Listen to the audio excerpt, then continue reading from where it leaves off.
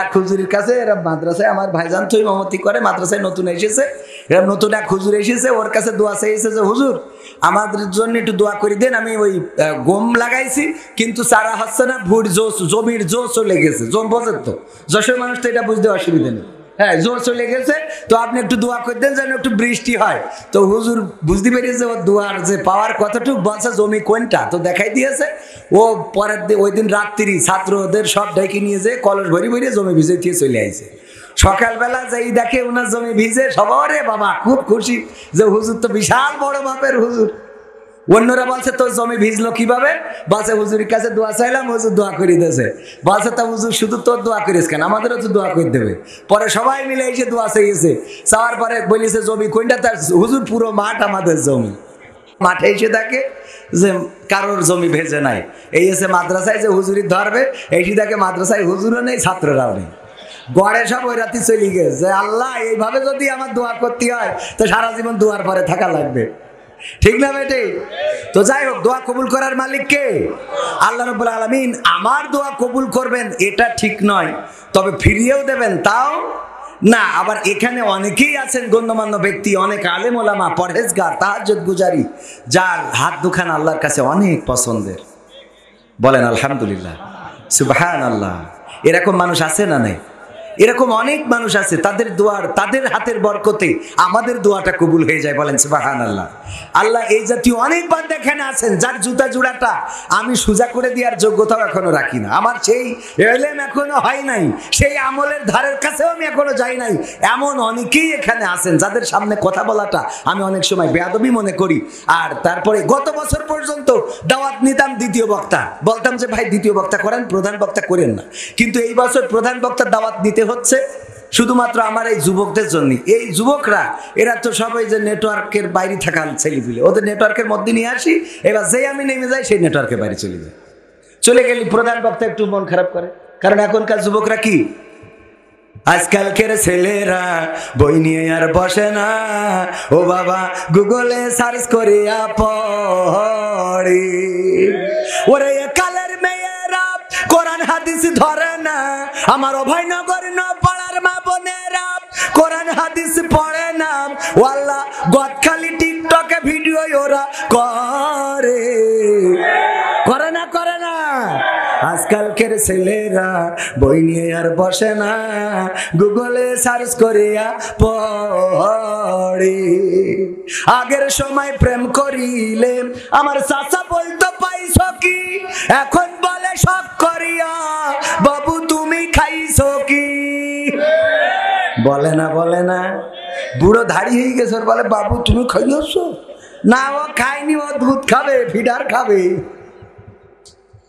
হ্যাঁ এই বলে না বলে না, খাটাস এইগুলো করি আমার ছেলেগুলো সব নষ্ট বানাচ্ছে। এরা আগে কত সুন্দর ভদ্র কাটিং দিত, চুল বলি করতো, ও বলে যে ওই নিক্সন কি শার্ট দিয়েছো তুমি, এই শার্ট দিতে পারো না, ও যাইতে সেলুনিতে সে কুত্তা শার্ট দিয়ে আসে, ঠিক না বেঠে? এসব মেয়েমানসি করায়। এই যে গদখালি না নিয়ে গেলে ও প্রেম রাখবে না, কাটা কাটি। ওরে বাবা, এই সত্য বলছি না মিথ্যা বলছি? এই নষ্ট বানানোর পিছনে ওদের হাত বেশি। আর এখন বুরকা পরি প্রেম করতেছে যে আল্লাহ যেন গুনাহ একটু কম দেয়। আরে পাকামো, বুরখাওয়ালা প্রেমিকা, আল্লাহওয়ালা প্রেমিকা। একজন প্রশ্ন করেছে, হুজুর আমার যার সাথে প্রেম, এই প্রেমিকা আমাকে তাহাজ্জুদের সময় ডেকে দেয়, বলে ওঠো শিগগিরই তাহাজ্জুদ নামাজ পড়ে নাও, ফজরের সময় আবার রিং দেয়, যাও আজান হয়ে গেছে মসজিদে যাও। আর আমরা যখন ডেটিং এ যাই নামাজের খোঁজ খবর নেই, নামাজ পড়েছি কিনা, কোরআন পড়েছি কিনা। যদি আমি নামাজ কাজা করি তাইলে আমার ডার্লিং মোট সহ্য করতে পারে না। বলেন হুজুর এইরাম প্রেমিকার সাথে কি প্রেম রাখলেও গুনাহ হবে? কত বড় মানে খাটাস, চিন্তা করেন। এরাম আল্লাহওয়ালা প্রেমিকার সাথে কত বড় আল্লাহওয়ালা। আপনি তো এটা বলবেন না, এখনকার সময়ের কথা বলছি, ঠিক আছে, আপনি এটা না শুনলেও অসুবিধা নেই। তো এখন এই যে এই অবস্থা, ও আমার ভাইরা, আমি বলি যদি কেউ মসজিদে নিয়ে যায় একটা শুকর, কি শুকর মসজিদে নিয়ে গেছে, ইমাম সাহেবের দিয়ে জবাই করেছে, মুয়াজ্জিন সাহেবের দিয়ে কুটাইছে, আর মুসাল্লিদের বলেছে হাড়ি কড়াই নিয়ে আসো, আর মাদ্রাসার ছাত্রদের বলেছে খড়ি নিয়ে আসো। সবগুলো নিয়ে সুন্দর করে যদি মসজিদে রান্না করে, তারপরেও কি শুকর হালাল হবে নাকি? শুকর যেমন হালাল হবে না, তেমনি যত বুরকা পরে প্রেম করো না কেন, যত আল্লাহওয়ালা প্রেমিকা হও না কেন, আর যত পরহেজগার আল্লাহর ওলি প্রেমিক হও না কেন, প্রেম হারাম, এটা করা যাবে? করা যাবে? আগের সময় প্রেম করিলে বলতো লোকে পাইছ কি, এখন বলে শখ করিয়া বাবু তুমি খাইছ কি? লজ্জা শরম নাই, আইলাম কোন জামানায়, লজ্জা শরম নাই, আইলাম কোন জামানায়, ভবিষ্যৎ দেখি অন্ধকারে। আজকালকের ছেলেরা বই নিয়ে আর বসে না, ও বাবা গুগলে সার্চ করিয়া পড়ি। নতুন করে হয়েছে চালু এ আবার কোন ট্রেন্ড। আমার ইমরান হোসেন ভাই চিনতে পারছেন না? ওনার সাথে হঠাৎ করে লাইলাতুল ফেব্রুয়ারি দোয়াটানার মোড়ে দেখা। মোটরসাইকেল তো একটা উঠেছে, এখন পিছনে বসলে ইচ্ছেই হোক অনিচ্ছেই হোক আর ঘাড়ের পরে পড়া লাগবে। মানে শয়তান যে কত পদে মোটরসাইকেল বানাচ্ছে তা সে বলি শেষ করা যাবে না। দেখেছেন না চাচা? আপনি না দেখলেও অসুবিধা নেই, ইয়াংরা দেখলেই হবে। ওতে ভাবি উঠুক চাচি উঠুক, আমি বলেছি এই মোটরসাইকেলে চাচির তুলাও জায়েজ নেই, কারণ চাচিরও ইমান আমলে সমস্যা হবে, মাথায় রাখবেন ইনশাআল্লাহ। আর খবরদার নিজের বউ তো উঠতে দেবেনই না, নিজের বউ উঠতে দেওয়া যাবে? ওই দেওয়ারের মোটরসাইকেল, আগে তো মোটরসাইকেল ছিল সুমান, এ পিছনে চুপ করে বসে থাকতে পারতো, মানে ফাঁকা থাকতো। এখন কি এর উঠলি পরে এমনি খায় দিতেই হবে, উঠার সাথে সাথে যেভাবেই বসেন। আর যদি এখন আবার নতুন করে উঠেছে, আমার মা বোনেরা দুই পাশে একেবারে পা দিয়ে বসতেছে, তাহলে বোঝেন বেকায়দা কি অবস্থা। ওই বাসে উঠে এক চাচা আপনার মতন আর একটু মুরব্বী, উনি উঠে তো উনার বোর কোলের মধ্যে নিয়ে জড়াই ধরে বসে আছে। তো ওই যুবকরা দেখিতে হাসাহাসি করছে, কছে দেখো চাচার রস দেখো। হ্যাঁ, বয়সেই হয়ে গেছে, তা আবার কোলের মধ্যে নিয়ে, ঠিক আছে, মানে লজ্জা পেয়েন না, এটা কথার কথা। তো এখন এই ধরে রেখেছে। তো এক মুরব্বী আমার সভাপতির মতো ছিল, সভাপতি সাহেব বলতেছে, এই মুরব্বী আপনার কি আকল বোধ কিছু নেই নাকি? এই বয়সে তাই ইয়াং খেলে কি ছিলেন? বলছে কেন বাবু কি হয়েছে? কয় কি হয়েছে মানে? এই বাসের মধ্যে বসে এইভাবে কোলের মধ্যে একটু সাইডে রাখা যাচ্ছে না? তো আছে বাবু তুমি বলে হ্যাঁ লেখাপড়া ঠোড়া জানো না? তবে জানি না মানে আমি মাস্টার মানুষ। বলছে লেখাপড়া জানলি ওই বাচ্চা কি লেখা রয়েছে যে নিজের মাল নিজে সাবধানে রাখুন, ওখানে লেখা রয়েছে আমি এখন ছাড়িয়ে দিতে হবো, পাকামো পয়সাও। তো এখন এই যে সাবধানে নিজেরটা নিজে একটু সাবধানে রেখেন ভাইজান, খুব খারাপ অবস্থা। ইজি বাইক কি উঠছে, ইজি বাইক গুলো এখন ওরে ঘন্টা দোয়া, ওর মধ্যে বসে মাঝে মাঝে চোখের সামনে পড়ে যায়। আপনাকে চোখের সামনে তো পড়ে না, দেখো কাটি দিতেই আছে, মানে এরকম আছে না নাই?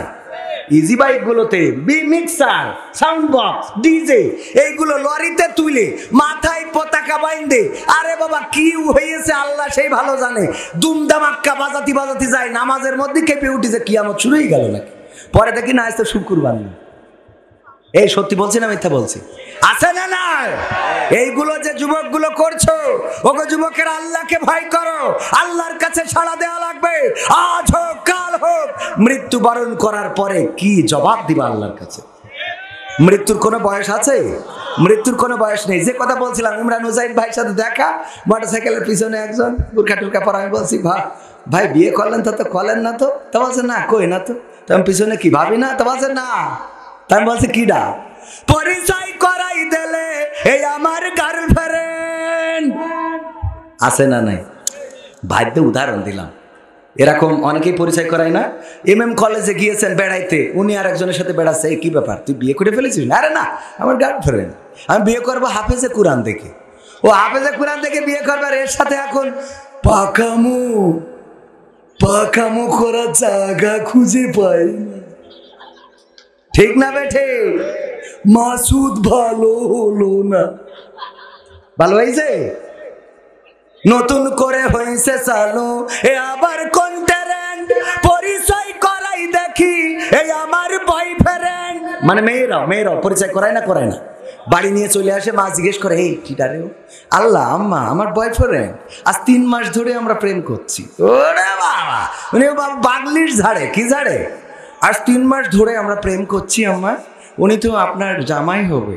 ওরে জামাই হবে, আবার মেয়ের মা কি কয় আল্লাহ তা আগের তে বলবি না, আমি একটু নপাড়াতে করে আপেল কিনে আনতাম, আব্বা ভালো আছো আব্বা? ওরে আব্বা আমার, এগুলো বলার দরকার আছে না নাই? এগুলো বললেও তো লজ্জা দিতে পারছি না। লজ্জা জানো পৃথিবীতে উঠে গেছে না? আপনাদের সময় কত লজ্জা ছিল, আগের সময় 100 থাকলে এখন তো 300, ধরু 300 না, এখন 30ও নেই, আছে। আমাদের মাহমুদুল হাসান জিয়াদি ভাই বলছে একজনের লজ্জা দিতে চাইলো, ওই যে পায়খানা করতেছে মোড়ের মাথায়, কি করছে রাতের অন্ধকারে, তো মোটরসাইকেলে যাচ্ছে, চিন্তা করলে এটা তো বাইরে এই কাজ করা ঠিক না, তো মোটরসাইকেলের হেডলাইটটা ঘুরাই ধরেছে যেন লজ্জা পায় আর জীবনে এই কাজ না করে। ওই এত লজ্জা পেয়েছে যে লুঙ্গি তুলে মুখ ঢেকে বসে আছে, যে নিচে যা হয় ও উপরে যেন কেউ দেখতে না পায়। কি বেকায়দা অবস্থা। নতুন করে হয়েছে চালু এ আবার কোন ট্রেন্ড, পরিচয় করাই দেখি এই আমার গার্লফ্রেন্ড, শরমের মাথা খাইয়া গেছে ওরা পাগল হইয়া, শরমের মাথা খাইয়া গেছে সব পাগল হইয়া, ভবিষ্যৎ দেখি অন্ধকারে, আজকালকের ছেলেরা বই নিয়ে আর বসে না, গুগলে সার্চ করে পড়ে। ওরে কালের মেয়েরা কোরআন হাদিস ধরে না, আমার এখনকার মা বোনেরা কোরআন হাদিস পড়ে না, ওয়াল্লাহ টিকটকে ভিডিও ওরা করে, আজকালকের ছেলেরা বই নিয়ে আর বসে না, গুগলে সার্চ করিয়া পড়ে। ঠিক না বেঠে? আপনারা ঠিক বললেও ঠিক, যদি ঠিক না বলেন তাও ঠিক, কারণ আমি এই বাংলাদেশের মানুষ, যশোরের মানুষ, আমার ওই যে গদখালিতে এখন বেড়াতে যায়, পিকনিক করতে যায়, ডিজে বাজায়, গান বাজায়, ইজি বাইক, নসিমন, করিমন, কেউ বাবাছে আসছেন, ওখানে আসার পরে একটা শয়তানি স্টেজ বানাইছে, শয়তানি ছোট করে একটা গোল করে স্টেজ বানাইছে, তার চারিপাশে আবার ঘোরার জন্য একটা মোটর লাগিয়ে মোবাইল স্ট্যান্ড বানাই দিয়েছে, আর ওখানে আল্লাহর ওলিরা ওঠে আর তাকে নাকে ধিনতা ড্যান্স করে, আর চারিদিকে দাঁড়িয়ে সবাই ভিডিও করে আর ফেসবুকে ছেড়ে দেয়। দেখেছেন না দেখেন নাই? এই টিকটক যারা করে ওরা বোরকাওয়ালা আছে, ওরা বোরকা ছাড়া আছে, ওরা টুপিওয়ালা আছে, এমন মাদ্রাসার ছাত্র আমি দেখলাম ওখানে নাচানাচি শুরু করে দিয়েছে, তার মানে আবেগটা কন্ট্রোল করতে পারে না, এমন আছে না নাই? কয়দিন আগে দেখলাম একজন টিকটকার হয়েছে, কোরআনের হাফেজ ছিল, মাদ্রাসার ছাত্র শুধু নয়, কোরআনের হাফেজ, চুল কাটিং মাটিং করে ওই যে লাল মাল মেহেদি দিয়ে মোটামুটি টিকটক করতো, পরবর্তীতে তার হেদায়েত হয়েছে, আল্লাহ রাব্বুল আলামিন আবার তার সুপথে এনেছিলেন, আনার পরে আল্লাহ ডেকে নিয়েছেন, মারা গিয়েছে। এরকম নিউজ আপনাদের চোখের সামনে পড়েছে না পড়ে নাই? পড়েছে কিনা খেয়াল করেছেন না? একজন মাদ্রাসার হিফজুল কোরআন হাফেজ, কোরআনের হাফেজ, উনি মারা গিয়েছেন, টিকটক করতেন, টিকটক করে এত খারাপ হয়ে গিয়েছিল, পরে আবার যখন হেদায়েতের পথে এসেছে আল্লাহ তুলে নিয়েছেন, যাক আল্লাহ তার ক্ষমা করুন, বলেন আমিন। এই জাতীয় অনেকেই আবেগকে কন্ট্রোল করতে পারে না, আছে না নাই? সমাজ যদি আপনার কোনো এক জায়গায় ঘা হয়, এই ঘায়ের চিকিৎসা যদি সঠিকভাবে করতে না পারেন, শরীরে ছড়ানোর ভয় আছে না নাই? শরীরে ছড়ানোর ভয় আছে কিনা? তেমনি ভাবে যেই সমাজে অশ্লীলতা চলে, অন্যায় চলে, অনাচার চলে, পাপাচার চলে, কদাচার চলে, প্রেম চলে, প্রীতি চলে, জেনা চলে, ব্যভিচার চলে, ধর্ষণ চলে, এটা যদি আপনি প্রতিকার করতে ব্যর্থ হন, তাহলে এই পথে যারা নাই তারাও একদিন এটার দ্বারা আক্রান্ত হওয়ার সম্ভাবনা আছে না নাই? অবশ্যই আছে। সুতরাং অন্যায় যেখানে প্রতিবাদ প্রতিরোধ সেখানে করার দরকার আছে না নেই? আমরা দেখলাম সিরাজদি খানে, সম্ভবত সিরাজদি খানের একটা জায়গায় আপনার হিজাব পরে নাই বলে টিচার কিছু চুল কেটে দিয়েছে, সংক্ষিপ্ত অল্প কিছু চুল কেটেছে, এই কাটার কারণে ওই টিচারকে বরখাস্ত করা হয়েছে, দেখেছেন আপনারা? অথচ হিজাব পরেছে এই কারণে একজন হিন্দু শিক্ষিকা প্রহার করেছে, মেরেছে, মেরে মানে পড়ার কারণে তাকে মেরে কলেজ থেকে, স্কুল থেকে বের করে দিয়েছে, এর জন্য কিন্তু ওর চাকরি বরখাস্ত হয় না। খেয়াল করেছেন কিনা? চোখে পড়ে কিনা আপনাদের? কথা কয় না। ভাই আমি ওইটা বাদ দিলাম, এখন সহজ কথা বলি। বেইলি রোডে আগুন লেগেছে না, মানুষ পুড়েছে না? পুড়ার পরে বলতেছে এখানকার রেস্টুরেন্টগুলো লাইসেন্স নাই, বলে না বলে না? বলেছে না বলে নাই? যেই বাসটা অ্যাক্সিডেন্ট করে, অ্যাক্সিডেন্ট করার পরে বলে এই বাসের কোনো রোড ট্যাক্স নাই, কাগজপত্র নাই, ড্রাইভিং লাইসেন্স নাই, যে চালাচ্ছিল সে হেল্পার, বলে না বলে না? যেই ফেরিটা ডুবে যায় অথবা বিধ্বস্ত খারাপ হয়, ক্র্যাশ খায়, বলে এই ফেরির লাইসেন্স ছিল না, 30 বছর আগে এটা রিজেক্ট হয়ে গেছে, যখন ক্ষতিগ্রস্ত হয় তখন বলে না বলে না? যেই বিল্ডিংটা ধসে পড়ে, ধসে পড়ার পরে বলে এই বিল্ডিংটা আজ থেকে 50 বছর আগে এক্সপায়ার হয়ে গেছে, যেই ব্রিজটা ভেঙে যায় বলে এই ব্রিজটা আরো 30 বছর আগে এক্সপায়ার হয়েছে, বলে না বলে না? তাহলে এক্সপায়ার হয়ে যাওয়ার পরেও 30 বছর, 50 বছর, 40 বছর কিভাবে চলে?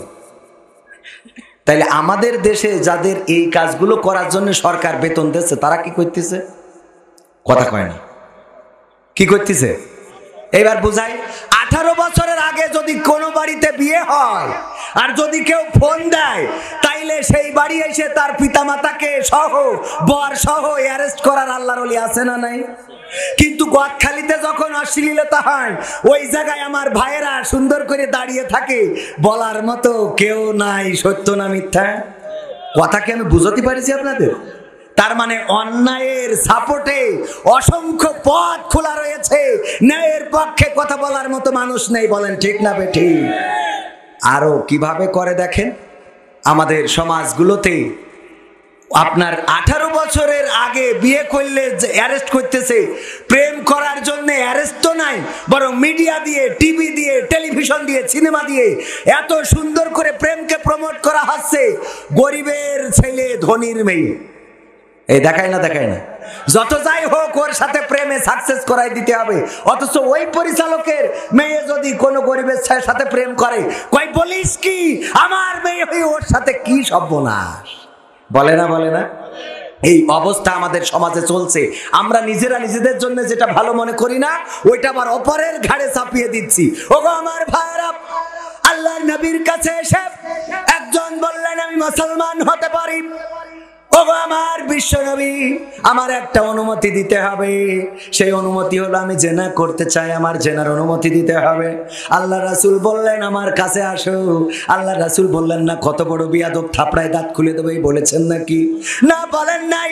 সুন্দর করে ডেকে বললেন ওগো আমার ভাই, তুমি কি এটা মনে করো না যার সাথে জেনা করবা, আমি যদি তোমাকে প্রশ্ন করি তোমার মা যদি এই একই কাজ অন্য তোমার বাবার বাইরে অন্য কারোর সাথে করতে চায়, তোমার ভালো লাগবে না? কি বললো আল্লাহর রাসূল?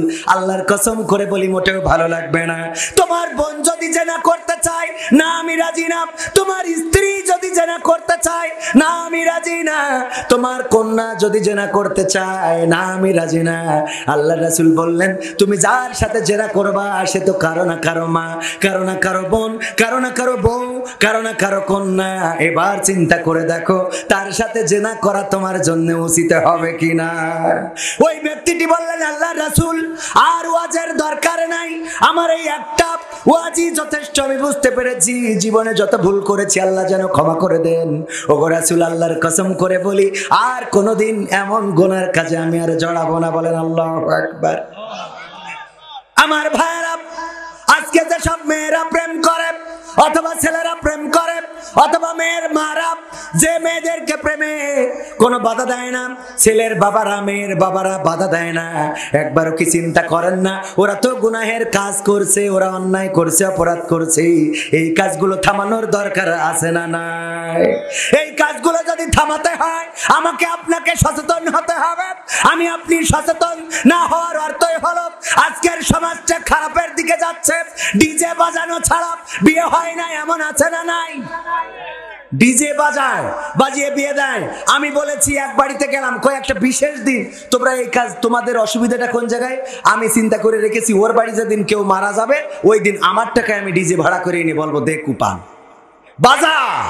যখন বলবে কেন ডিজে বাজছে, আমি বলবো আজকে বিশেষ দিন, এই দিন তো সব দিন আসে না। তোমার যেই সন্তানের মুসলমানের দিন ডিজে বাজাইতে পারো, গায়ে হলুদের দিন ডিজে বাজাইতে পারো, বিয়ের দিন ডিজে বাজাইতে পারো, তোমার মৃত্যুর দিনও জানাজা পড়ানো হবে না, মৃত্যুর দিন তোমার ডিজে কুপান দেয়া হবে। কথা ঠিক আছে তো? এই কাজগুলো করবেন, তাইলে সমাজে ডিজে বন্ধ হবে। আর ডিজে যদি বন্ধ করতে না পারেন, আজকে হিন্দুয়ানা কালচার আমার আপনার বাড়িতে ঢুকে গেছে, ছাদের উপরে ডিজে, আপনার বিল্ডিং এর উপরে ডিজে, এত জোরে গানই শোনা যায় না, খালি বাড়ি খালি বাড়ি, নামাজের সময় টুমায় কিছু দেখে না। এই অবস্থা আমাদের সমাজে কি চলতে দেয়া যাবে? আমার যুবকেরা সচেতন হওয়ার দরকার আছে না নাই? ওগো যুবকেরা, যেখানে ডিজে, যেখানে অন্যায়, সেখানে প্রতিরোধ করার মতো তোমাদের সাহস কি আছে?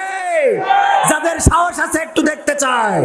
নারায়ে তাকবীর, নারায়ে তাকবীর, আল কোরআনের আলো, আল হাদিসের আলো, নারায়ে তাকবীর। অপরাধ যেখানে, প্রতিবাদ যদি সেখানে আমরা করতে ব্যর্থ হই, তাহলে এই সমাজের পরিবর্তন আসবে। সম্মানিত ভাইয়েরা, আজকে একজন আলেমে দ্বীন মারা গিয়েছেন, আপনারা জানেন তো? জানেন কিনা? আমার ভাইজান আগেই বলেছেন, শ্রদ্ধাভাজন আমার উস্তাদ আমাকে দেখলেই বলতো, তোমরা তো আমার রুহানি সন্তান, আমি তো চলে যাব, তোমাদের রেখে যাচ্ছি, এই ময়দানটাকে আবাদ করবা, আল্লাহর জমিনে আল্লাহর দ্বীন কায়েমের জন্যে সদা সর্বদা সচেষ্ট থাকবা। সর্বশেষ দেখা হয়েছে কাতারে, আজ থেকে 2 মাস আগে, জানুয়ারিতে উনিও গিয়েছিলেন কাতারে প্রোগ্রাম করার জন্য, এবং আমিও গিয়েছিলাম প্রোগ্রাম করার জন্য। আমরা একই সাথে দুপুরের লাঞ্চ করেছি 2 দিন, এবং আমার জন্য উনি পরের দিন লাঞ্চ করে ফেলেছেন, আমার অপেক্ষায় বসে রয়েছেন। যাওয়ার পরে বলে, এত দেরি করে আসলা কেন? এই মাওলানা আল্লামা লুৎফর রহমান রাহিমাহুল্লাহ, উনি চলে গিয়েছেন চিরজনমের মতো বিদায় নিয়ে। আমরা দোয়া করি আল্লাহ রাব্বুল আলামিন যেন ওনার জান্নাতুল ফেরদাউস দান করেন, বলেন আমিন। ওনার কবরটাকে রিয়াজুল জান্নাত বানিয়ে দিন, বলেন আমিন। জীবনের অনিচ্ছাকৃত ইচ্ছাকৃত যদি কোনো গুনাহ থেকে থাকে, আল্লাহ রাব্বুল আলামিন যেন ক্ষমা করে দিন, বলেন আমিন। ওগো আমার ভাইরা, এভাবেই তো কত মানুষ চলে যায়। কোরআনের পাখি চলে গেল চিরজনমের মতো বিদায় নিয়ে, অন্ধকার কবরে পাড়ি জমালো।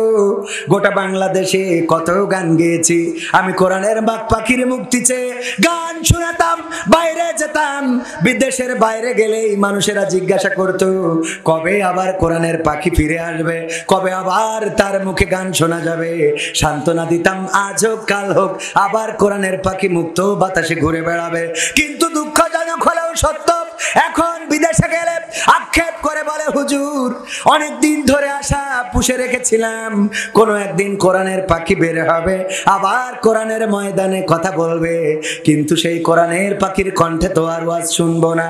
আমি সান্ত্বনা দিয়ে বলি, আমার আজহারি ভাই যেমন বলেছিলেন, আমরা কোরআনের পাখির কণ্ঠে আবার জান্নাতে বসে ওয়াজ শুনতে চাই, বলেন ঠিক না বেঠিক? আল্লাহ রাব্বুল আলামিন যেন আমাদের সেই ঈমান আমল গঠন করার তৌফিক দান করে দেন, বলেন আমিন। সোনার পাখিরা একে একে উড়ে যায়, ভেঙে ভেঙে হৃদয়ের সকল বাঁধন, নেকড়ের উল্লাসে কাঁপে জনপদ, বঞ্চিত জনতার হৃদয় কাঁদনা। সোনার পাখিরা একে একে উড়ে যায়, ভেঙে ভেঙে হৃদয়ের সকল বাঁধন। পাখিরা ফুলের মতো মোহন পালক, নির্মল জোছনার মিষ্টি আলো।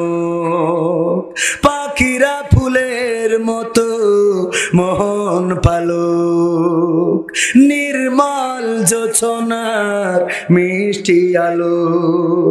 হৃদয়ে নিল ওরা পুণ্যের ধনা, সোনার পাখিরা একে একে উড়ে যায়, ভেঙে ভেঙে হৃদয়ের সকল বাঁধন।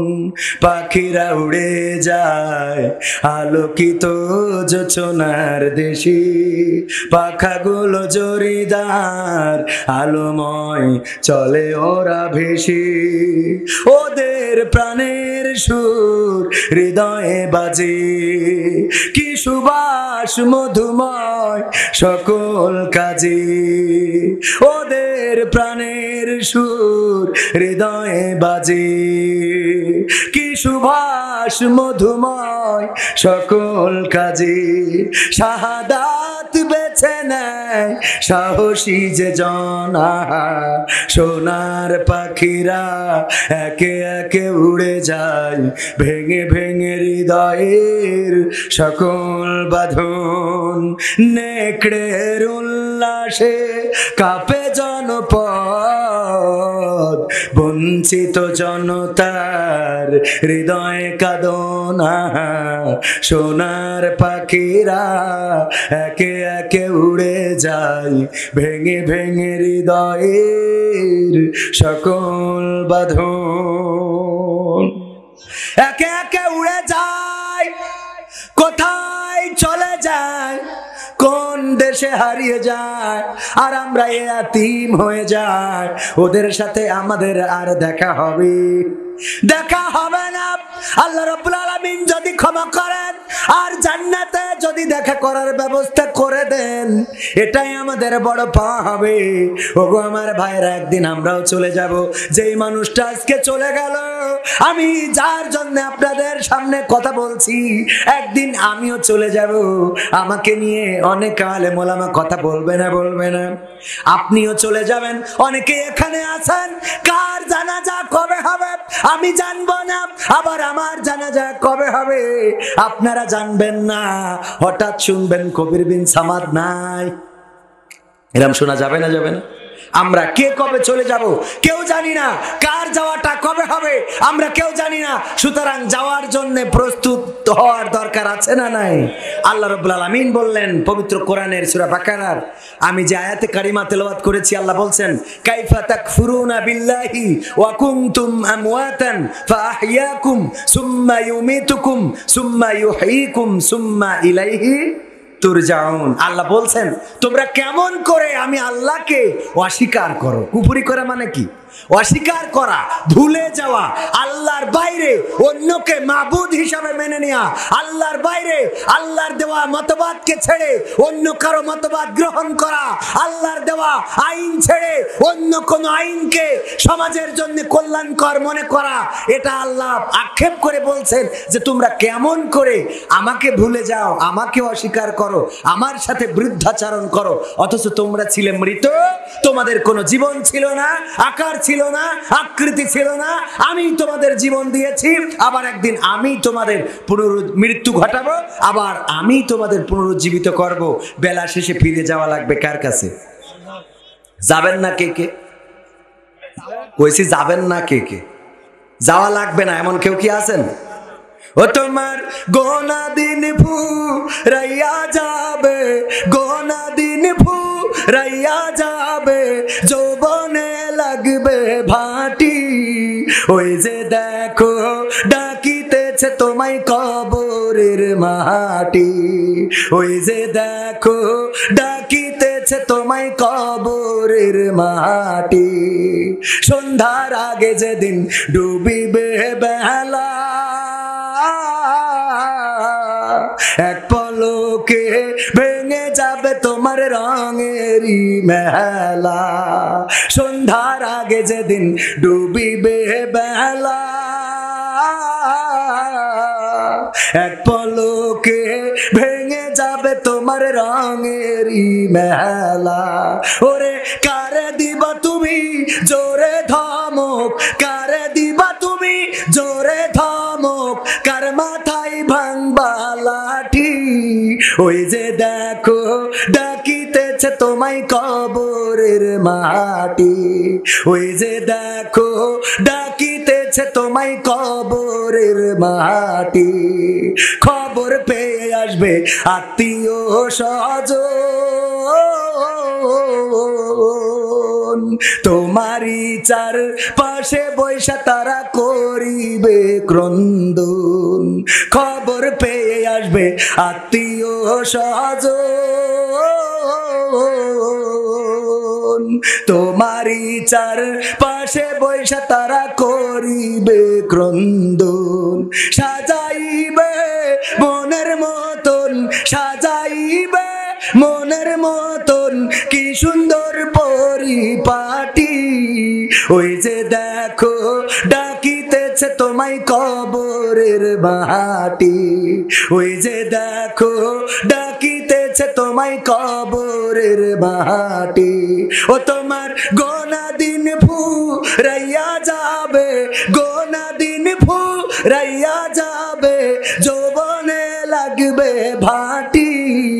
ওই যে দেখো ডাকিতেছে তোমায় কবরের মাটি, ওই যে দেখো ডাকিতেছে তোমায় কবরের মাটি। ঠিক না বেঠে?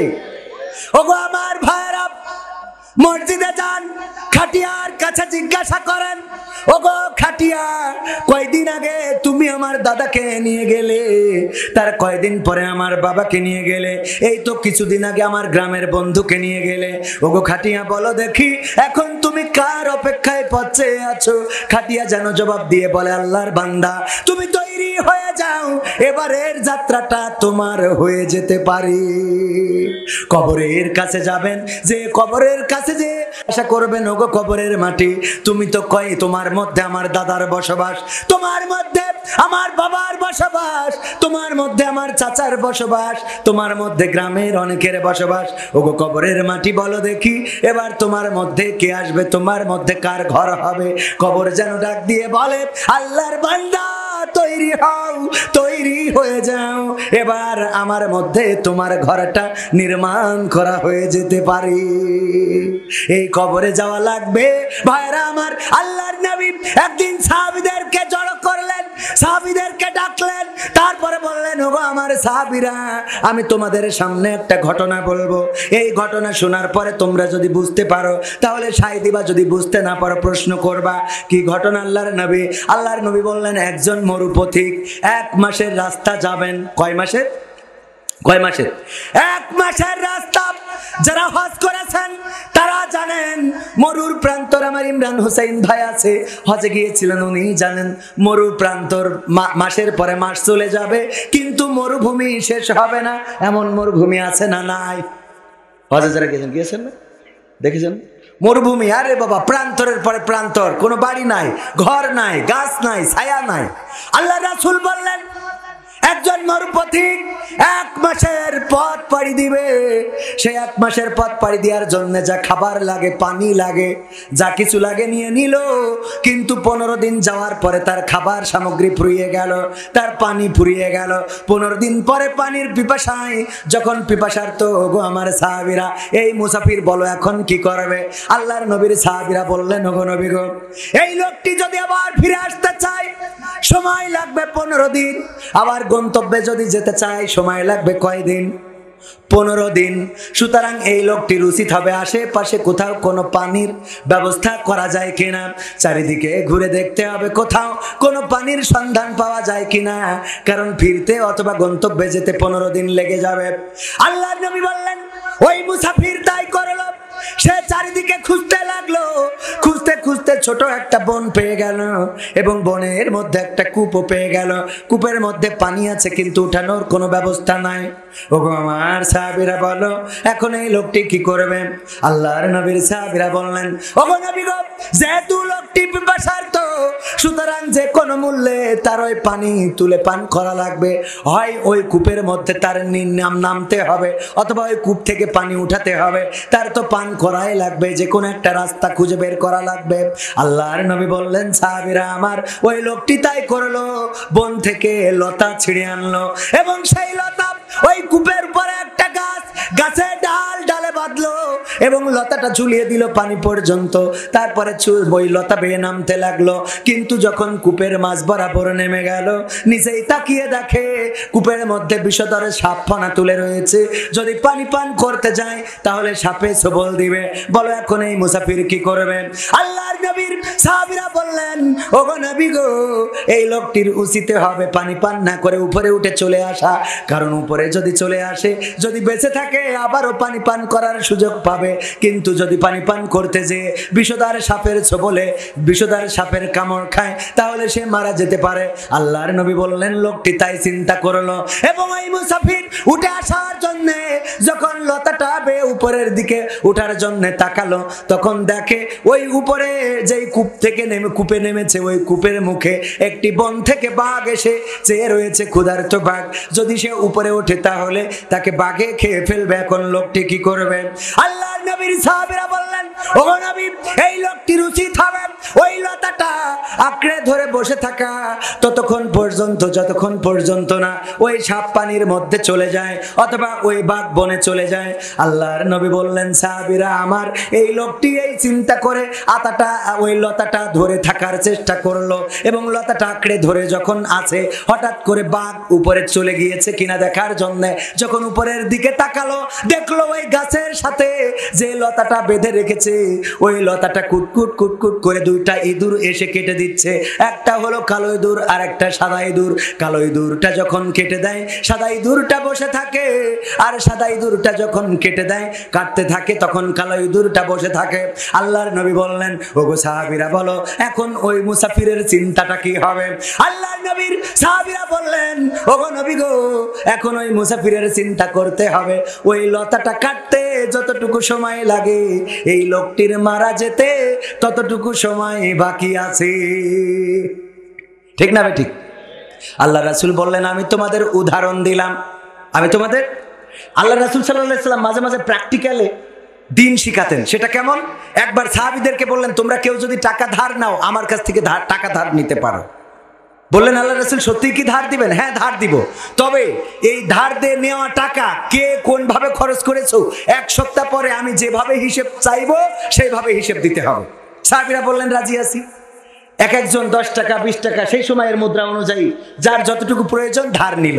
আল্লাহ রাসূল সাল্লাল্লাহু আলাইহি ওয়াসাল্লাম ধার দিলেন এবং যেদিন হিসাব নেবেন ওই দিন মরুর মধ্যে একটা পাথর রেখে দিলেন। কি রাখলেন? পাথর। রাখার পরে মরুর উত্তাপে, ওই যে আগেই বলেছি যারা হজে গিয়েছেন তারা জানেন যে যখন তাপ পড়ে তখন খালি পায়ে হাঁটার কোনো সুযোগ অন্তত মক্কা মদিনায় থাকে না। তো ওই জায়গায় পাথর রোদের মধ্যে দিয়ে রেখেছেন। আল্লাহ রাসূল এবার সাহাবীদেরকে ডাকলেন, ডেকে বললেন, আসো, ওই পাথরের উপরে খালি পায়ে দাঁড়িয়ে তোমরা কোন টাকা কোন পথে ব্যয় করেছো হিসেবটা দিবা। সাহাবীরা ওঠে আর যেই হিসাব দিতে যায় সেই পায়ে এত তাপ লাগে যে সাথে সাথে ঝাঁপ দেয়। ওমর রাদিয়াল্লাহু তাআলা আনহু অল্প টাকা নিয়েছিলেন এবং খুব দ্রুতই নিজের হিসেবটা শেষ করে ঝাঁপ দিয়েছিলেন এবং বললেন, আমি সাকসেস। আল্লাহ রাসূল বললেন, আমি তোমাদের এটা করেছি এই জন্যে যে পরকালের ময়দান, গোটা জিন্দেগির আয় ব্যয়ের হিসাব, উপার্জনের হিসাব, টাকার হিসাব, আমলের হিসাব সব দিতে হবে উত্তপ্ত ময়দানে থেকে। সেখানে কিভাবে হিসাব দিবা একবার একটু চিন্তা করে দেখো। এখানে যদি এক সপ্তাহের হিসাব তুমি এই পাথরের উপরে দাঁড়িয়ে দিতে না পারো, গোটা জিন্দেগির হিসাব কিভাবে দিবা? আল্লাহু আকবার। আল্লাহ রাসূল সাল্লাল্লাহু আলাইহি ওয়াসাল্লাম প্র্যাকটিক্যালি বুঝাতেন। আল্লাহ রাসূলের স্ত্রীরা বললেন, আল্লাহ রাসূল আপনি কোন স্ত্রীকে সবচেয়ে বেশি ভালোবাসেন? আল্লাহ রাসূল বলল, উত্তর কি আজকে দেওয়া লাগবে? বললো, আজকে দিলে ভালো হয়। বললো, আজ দেবো না, কালকে দেবো। আজ দেবো না, কালকে দেবো। পরে কি করলেন? রাত্রে সব বিবিদের ঘরে গেলেন এবং একটা করে খুরমা দিলেন আর বললেন, এই যে খুরমা দিলাম আর কেউ যেন না জানে, অন্তত আমার জিন্দেগিতে কারো কাছে যেন বলবা না যে আমি তোমাকে খুরমা দিয়েছি। সব বিবিকে খুরমা দিলেন। দেওয়ার পরে পরের দিন বললেন, তোমরা জিজ্ঞেস করেছিলে কাকে বেশি ভালোবাসি, আজকে কি বলবো? বললো, অবশ্যই রাসূল, আমরা শোনার জন্য তো উদ্গ্রীব হয়ে আছি। আল্লাহ রাসূল বললেন, আমি গতকাল রাতে যার ঘরে যে একটা খেজুর দিয়েছি তাকে বড় বেশি ভালোবাসি। দিয়েছেন সব স্ত্রীর যে কয়জন ছিল 7 জন, মতান্তরে 9 জন একসাথে, এই সবাইকে দিয়েছেন এবং সবাই খুশি হয়ে গেল। আল্লাহ রাসূল তো আমার ঘরে এসে আমাকে একটা খেজুর দিয়েছে। এটা ছিল রাসূল সাল্লাল্লাহু আলাইহি সাল্লামের হিকমত। বলেন আলহামদুলিল্লাহ। আল্লাহ রাসূল স্ত্রীদের নিয়ে আনন্দ করতেন কেমন? আম্মা আয়েশা রাদিয়াল্লাহু তাআলা আনহার খবর আপনারা জানেন। ডাক দিয়ে বললেন, ও আয়েশা, চলো, জ্যোৎস্না রাত, চাঁদনি রাত, আমরা একটু দৌড়াবো, ওই টিলাটা পর্যন্ত দৌড় দেব, দেখি কে আগে পৌঁছায়। দৌড় দিলেন। আম্মা আয়েশা রাদিয়াল্লাহু তাআলা আনহা ফার্স্ট হয়ে গেলেন। আল্লাহ রাসূল সাল্লাল্লাহু আলাইহি সাল্লামকে বললেন, আমি তো গোল দিয়ে দিয়েছি। আল্লাহ রাসূল বললেন, অসুবিধা নাই। আবার কিছু কাল যাওয়ার পরে আল্লাহ রাসূল বললেন, আয়েশা চলো আজকে চাঁদনি রাত আমরা একটু দৌড় দেব, আমরা দৌড়াবো আবার ওই টিলাটা পর্যন্ত। দৌড় দিলেন, এবার রাসূল ফার্স্ট হয়ে গেলেন। আম্মা আয়েশা রাদিয়াল্লাহু তাআলা আনহা লজ্জায় পড়ে গেলেন, মাথা নিচু করে বললেন, ওগো বিশ্বনবী, আমি আগের চেয়ে একটু ভারী হয়ে গেছি, একটু মোটা হয়ে গেছি, এই জন্য আপনার সাথে তো দৌড়ায় পারলাম না। আল্লাহ রাসূল বললেন, লজ্জা পাওয়ার কিছু নাই, তুমি আমার একদিন গোল দিয়ে দিয়েছিলে, আজকে তোমার আমি ডুরা করে পরিশোধ করে দিলাম। বলেন সুবহানাল্লাহ। আমার রাসূল এইভাবে স্ত্রীদের বিনোদন দিতেন। আর এখন আমাদের স্ত্রীদের নিয়ে এমন বিনোদন দেওয়ার মতো কোন আল্লাহর ওলি আছে নাকি? আছেন? যা আপনার স্ত্রীকে নিয়ে, আমি গত কোন জায়গায় বলেছি, আপনার স্ত্রীকে নিয়ে র্যাকেট খেলবেন, তবে র্যাকেট খেলা আবার স্ত্রীর সাথে আবার দেওয়ার করে না, এদিকটা খেয়াল রাখবেন। র্যাকেট খেলা কি খারাপ? না, স্ত্রীর সাথে খেলবেন, পাঁচিল দিয়া বাড়িতে লাইট লাগাই এমন জায়গায় খেলার দরকার নেই যাবার অন্যরা ভিডিও করে আবার ফেসবুকে ছেড়ে যায়। হ্যাঁ, এদিকটা খেয়াল রাখবেন। এখন তো বেকায়দা সব ভিডিও হয়ে যায়। কোনে কি আগে টয়লেটে গেলে চারিপাশে তাকায় দেখিন যে কি আছে কি নেই, শয়তানের অভাব আছে, কোথায় কোন ভিডিও হয়ে যাচ্ছে, আর আল্লাহর কাছে ক্যামেরার অভাব আছে। সুতরাং আমি সূরা আল ইমরানের যে আয়াতটা বলেছিলাম মনে আছে কিনা, ইয়া আইয়ুহাল্লাযীনা আমানুত্তাকুল্লাহ হাক্কা তুকাতিহি ওয়া লা তামুতুন্না ইল্লা ওয়া আনতুম মুসলিমুন, যে আল্লাহ বলছে ভয় করো যেমন করে ভয় করা উচিত। কেমন ভয়?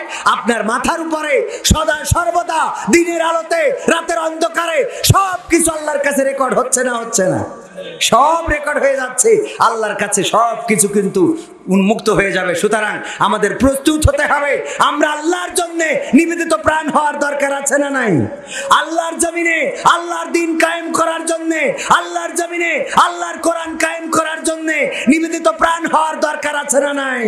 যেমন নিবেদিত প্রাণ ছিলেন কোরআনের পাখি, যেমন নিবেদিত প্রাণ ছিলেন আল্লামা লুৎফুর রহমান, অনেকেই কোরআনের সাথে থাকার কারণে শহীদ হয়ে আল্লাহর কাছে পৌঁছে গিয়েছে না যায় নাই? কোরআনের সাথে যারা করবে দ্বন্দ্ব তাদের সাথে কবু হবে না আপোষ। হবে? কোরআনের সাথে যারা করবে দ্বন্দ্ব তাদের সাথে কবু হবে না আপোষ। কোরআনের সাথে যারা করবে দ্বন্দ্ব তাদের সাথে কবু হবে না আপোষ। জেল জুলুম হলেও হবে, জেল জুলুম হলেও হবে, বিবেকের কাছে তবু রব নির্দোষ। আমার রবের কাছে রব নির্দোষ, মহান প্রভুর কাছে রব নির্দোষ। কোরআনের সাথে যারা করবে দ্বন্দ্ব তাদের সাথে কবু হবে না। কোরআনের কথা যারা বলে যায় আজ তাদের দমাতে কত ফন্দি, কাউকে ধরে নিয়ে দিয়েছে ফাঁসি, কাউকে রেখেছে আজ বন্দি। রেখেছে না রাখে নাই? আল্লামা মামুনুল হক এখনো কারাগারে আছে না নাই?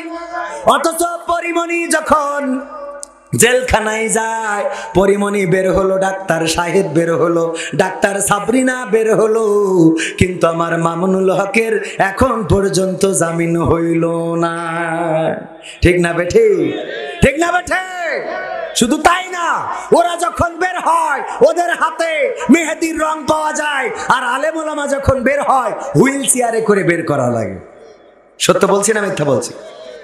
কোরআনের সাথে যারা করবে দ্বন্দ্ব তাদের সাথে কবু হবে না আপোষ।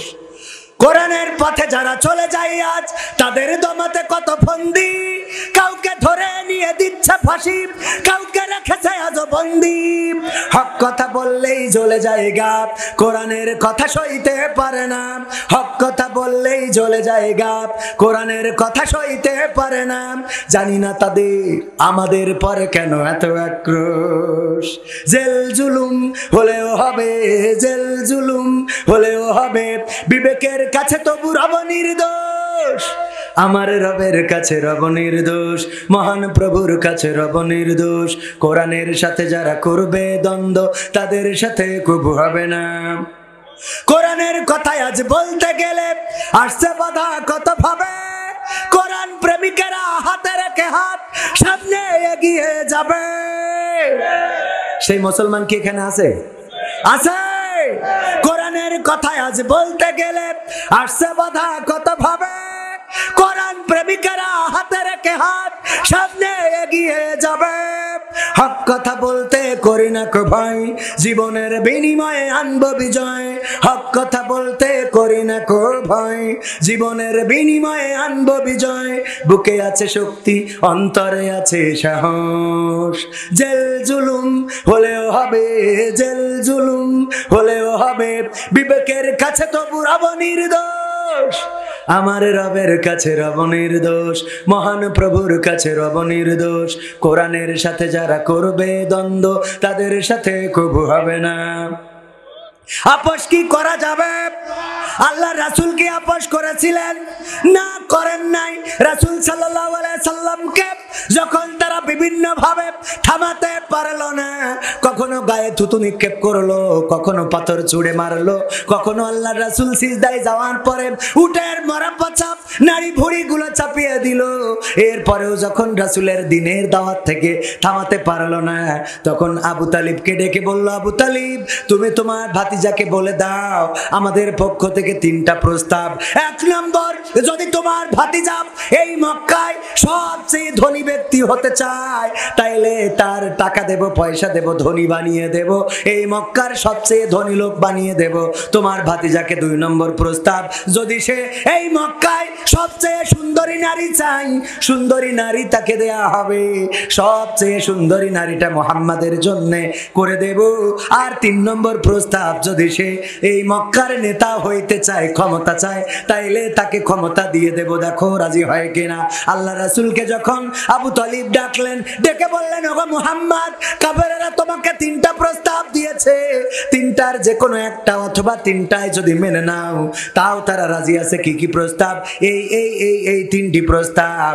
আল্লাহ রাসূল সাল্লাল্লাহু আলাইহি সাল্লাম বললেন, চাচা, প্রস্তাবগুলো আমি মেনে নিলাম। কথা কয়, প্রস্তাবগুলো মেনে নিয়েছে? তাহলে না বললেন না কেন? কষ্ট হয়ে যাচ্ছে বাজান? আর একটু সময় থাকা যাবে? কষ্ট হচ্ছে? কষ্ট অনেকের হইতে পারে, অনেকেই, সবার তো সব কথা ভালো লাগবে না, সব হুজুরির কথা সবার ভালো লাগার কথাও না। আবার আমি তো এখনো এত বড় হইনি, তারপরেও এই লেখার ছেলে আপনারা যে আছেন, আমি এতেই আলহামদুলিল্লাহ নিজেকে গর্ববোধ করতেছি যে আপনারা এখনো আছেন। সুতরাং আপনারা যদি থাকেন তাহলে এখনো খেলা হবে। থাকবেন? মা বোনেরা আছে না নাই? মা বোনদের জন্য ওয়াজ করার দরকার আছে না নাই? মা বোনেদের জন্য 2টা ওয়াজ করব, কারণ মা বোনেরা পুরুষদের থেকে বেশি না কম, অনেক বেশি। আপনাদের 1 প্যান্ডেলে হয়ে গেছে, আর মা বোনেদের 3 প্যান্ডেলেও কভার হচ্ছে। মা বোনেরা সব জায়গায় বেশি আছে না নাই? বাজারে বেশি, দোকানে বেশি, সিরিয়ালে বেশি, ব্যাংকে বেশি। আপনার আল্লাহ রাসূল মেরাজে গেল, সেখান থেকে ফিরে এসে বলল, আমি দেখলাম অধিকাংশ নারীরাই জাহান্নামী। নাউজুবিল্লাহ বলবেন না? তার মানে ওখানেও সব জায়গায় বেশি। আল্লাহ রাসূলের সাহাবীরা বললেন, ও রাসূল, নারীরা কেন জাহান্নামে বেশি? আল্লাহ রাসূল বললেন, 2টা কারণে। কয়টা কারণ? কয়টা? একটু জোরে বলেন, কারণ কয়টা? 2টা কারণে জাহান্নামে বেশি। আল্লাহ রাসূলের সাহাবীরা বললেন, কারণ 2টা কি? আল্লাহ রাসূল বললেন, 1 নম্বর কারণ হলো নারীরা তাদের স্বামীর প্রতি অকৃতজ্ঞ থাকে। 1 নম্বর কারণ কি? অকৃতজ্ঞ থাকে। কেমন অকৃতজ্ঞ? আমার ইমরান হুসাইন ভাই বিয়ে করার পর থেকে যাই কিনে আনে, ভাবির পছন্দ হয় না। কয়, তুমি যা কিনে চাও কি পাতে তোলা যায়? এ কি খাওয়া যায়? এই বেগুন কি রান্না করা যায়? এই মাছ কি রান্না করা যায়? এই আলু কি সিদ্ধ হয়? এই তরকারি কি রান্না চুলাই দেওয়া যায়? এই কাপড় কি পরা যায়? এই গরু কি গোয়ালে রাখা যায়? এই ছাগল কি কুরবানি করা যায়? আছে না? মানে যাই করেন একটাও ভালো হয় না। এই জমি কি আবাদ করা যাবে? এই গরু থেকে দুধ হবে? মানে যাই করে ওর কিছু হয়। অথচ ভাল লাগে কার? কবির বিন সামাদের পাঞ্জাবি কত সুন্দর, কোটি কত সুন্দর, কবির বিন সামাদের বোর শাড়িটা কত সুন্দর, কবির বিন সামাদের বোর 3 পিস কত সুন্দর। ওই পরের জিনিস পছন্দ হয়, নিজের জিনিস পছন্দ হয় না, এমন আছে না? না, কিচ্ছু ভাল লাগে না। এইটা খালি এরপরে থাকে। আমার ইমরান হোসেন ভাই বলতেছে, ভাই আমি একটু বুদ্ধি করলাম। কি বুদ্ধি? যশোরে দড়াটানার থেকে, এইচএম রোডের থেকে আমি একটা খুব পছন্দের শাড়ি কিনেছি। কি কিনেছে? শাড়ি, খুব সুন্দর শাড়ি।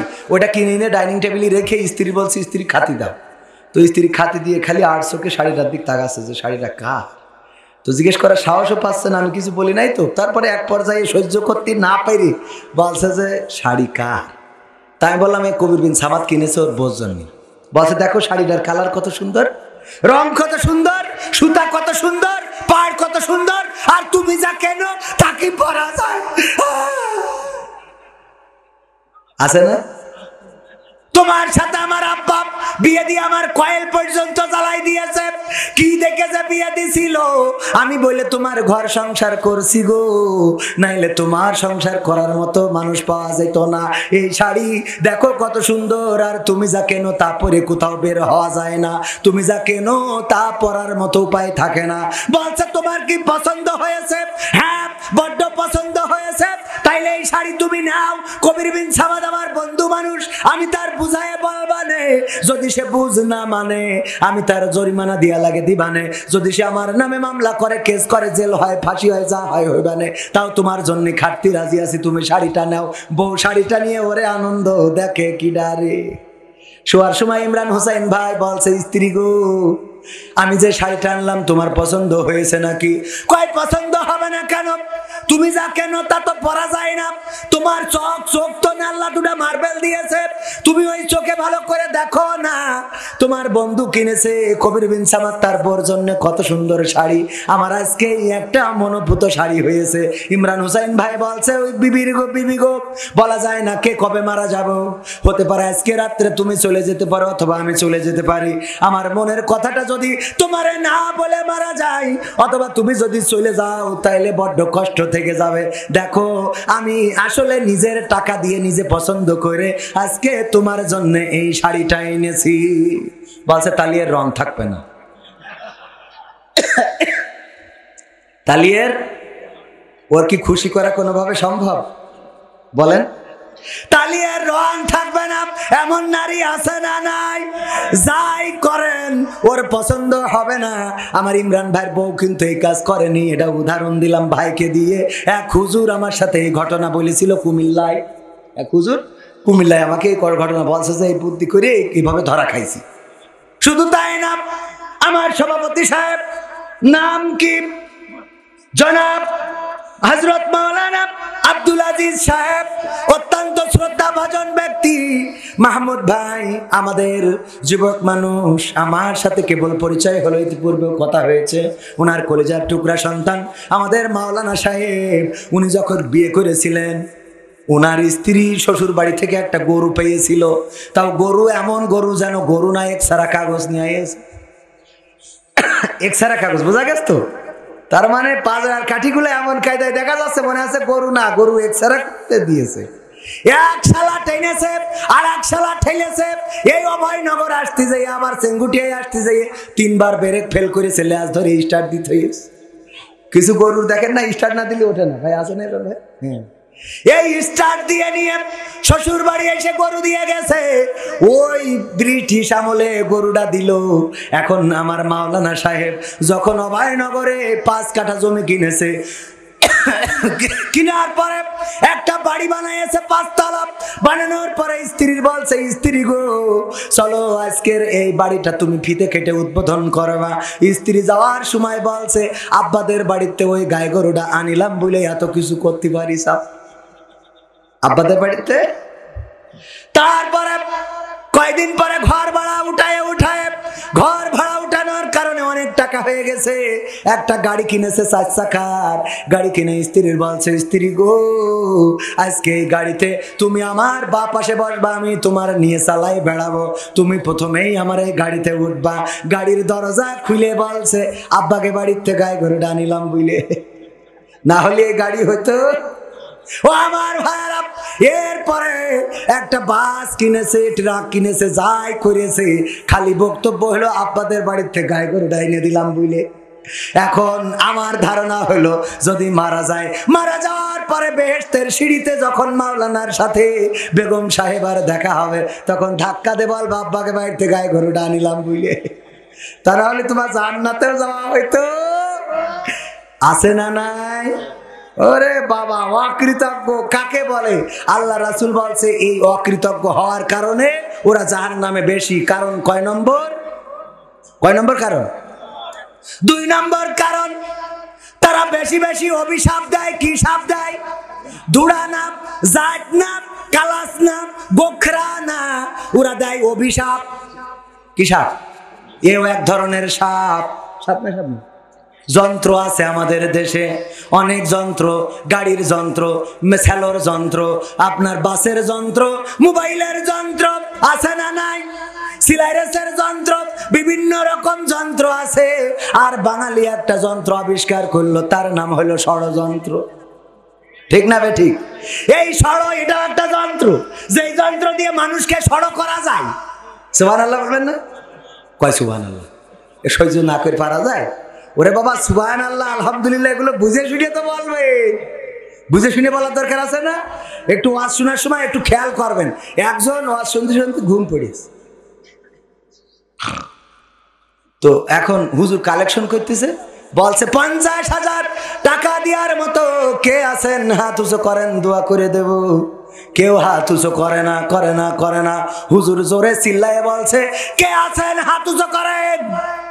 ও ঘুমিতে উঠে পরে হাত উঁচু, মানে এর আগের টুক তো শুনতে পাইনি। হাত উঁচু করার পরে দেখে কেউ হাত তোলে নাই, শুধু ও একা। এরপরে হুজুর বলছে, যুবক তোমার নাম কি? বলছে হযরত মাওলানা ইমরান হুসাইন। বলছে আল্লাহ, 50,000 টাকা দেওয়ার মতো তোমার একজন বান্দা পাইলাম।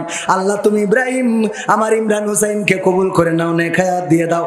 আর ও পকেটে হাতে দেখে 50 টাকাও তো নেই। এই জন্যে ওয়াজ শোনার সময় একটু বুঝে শুনে হাত উঁচু করার দরকার আছে না নাই? ইমাম সাহেব তারাবি পড়ায়, হঠাৎ যে ঘুম এসে গেছে, ঘুমাইছে। মা ইফতার করে যেয়ে শুয়েছে, ঘুম এসে গেছে। ঘুমাইয়ে উঠে দেখে 10 মিনিট পার হয়ে গেছে। ঝাঁপ দিয়ে উঠে আড়াই ছিল পাঞ্জাবি, ওইটা ঘাড়ের উপরে দিয়ে নিয়ে মসজিদে দৌড়। আড়া পর্যন্ত আলনা থেকে পাঞ্জাবি নিয়ে দেও দৌড় মসজিদে। তো ইমাম সাহেব খেপে গেছে, হুজুর এত দেরি হলো কেন আপনার? বলছে ভাই রে, ইফতার করি ঘুম শুইছি, হঠাৎ ঘুম এসে গেছে, খেয়াল করিনি, 10 মিনিট পার হয়ে গেছে। আলিফ লাইলা দেখবো কখন?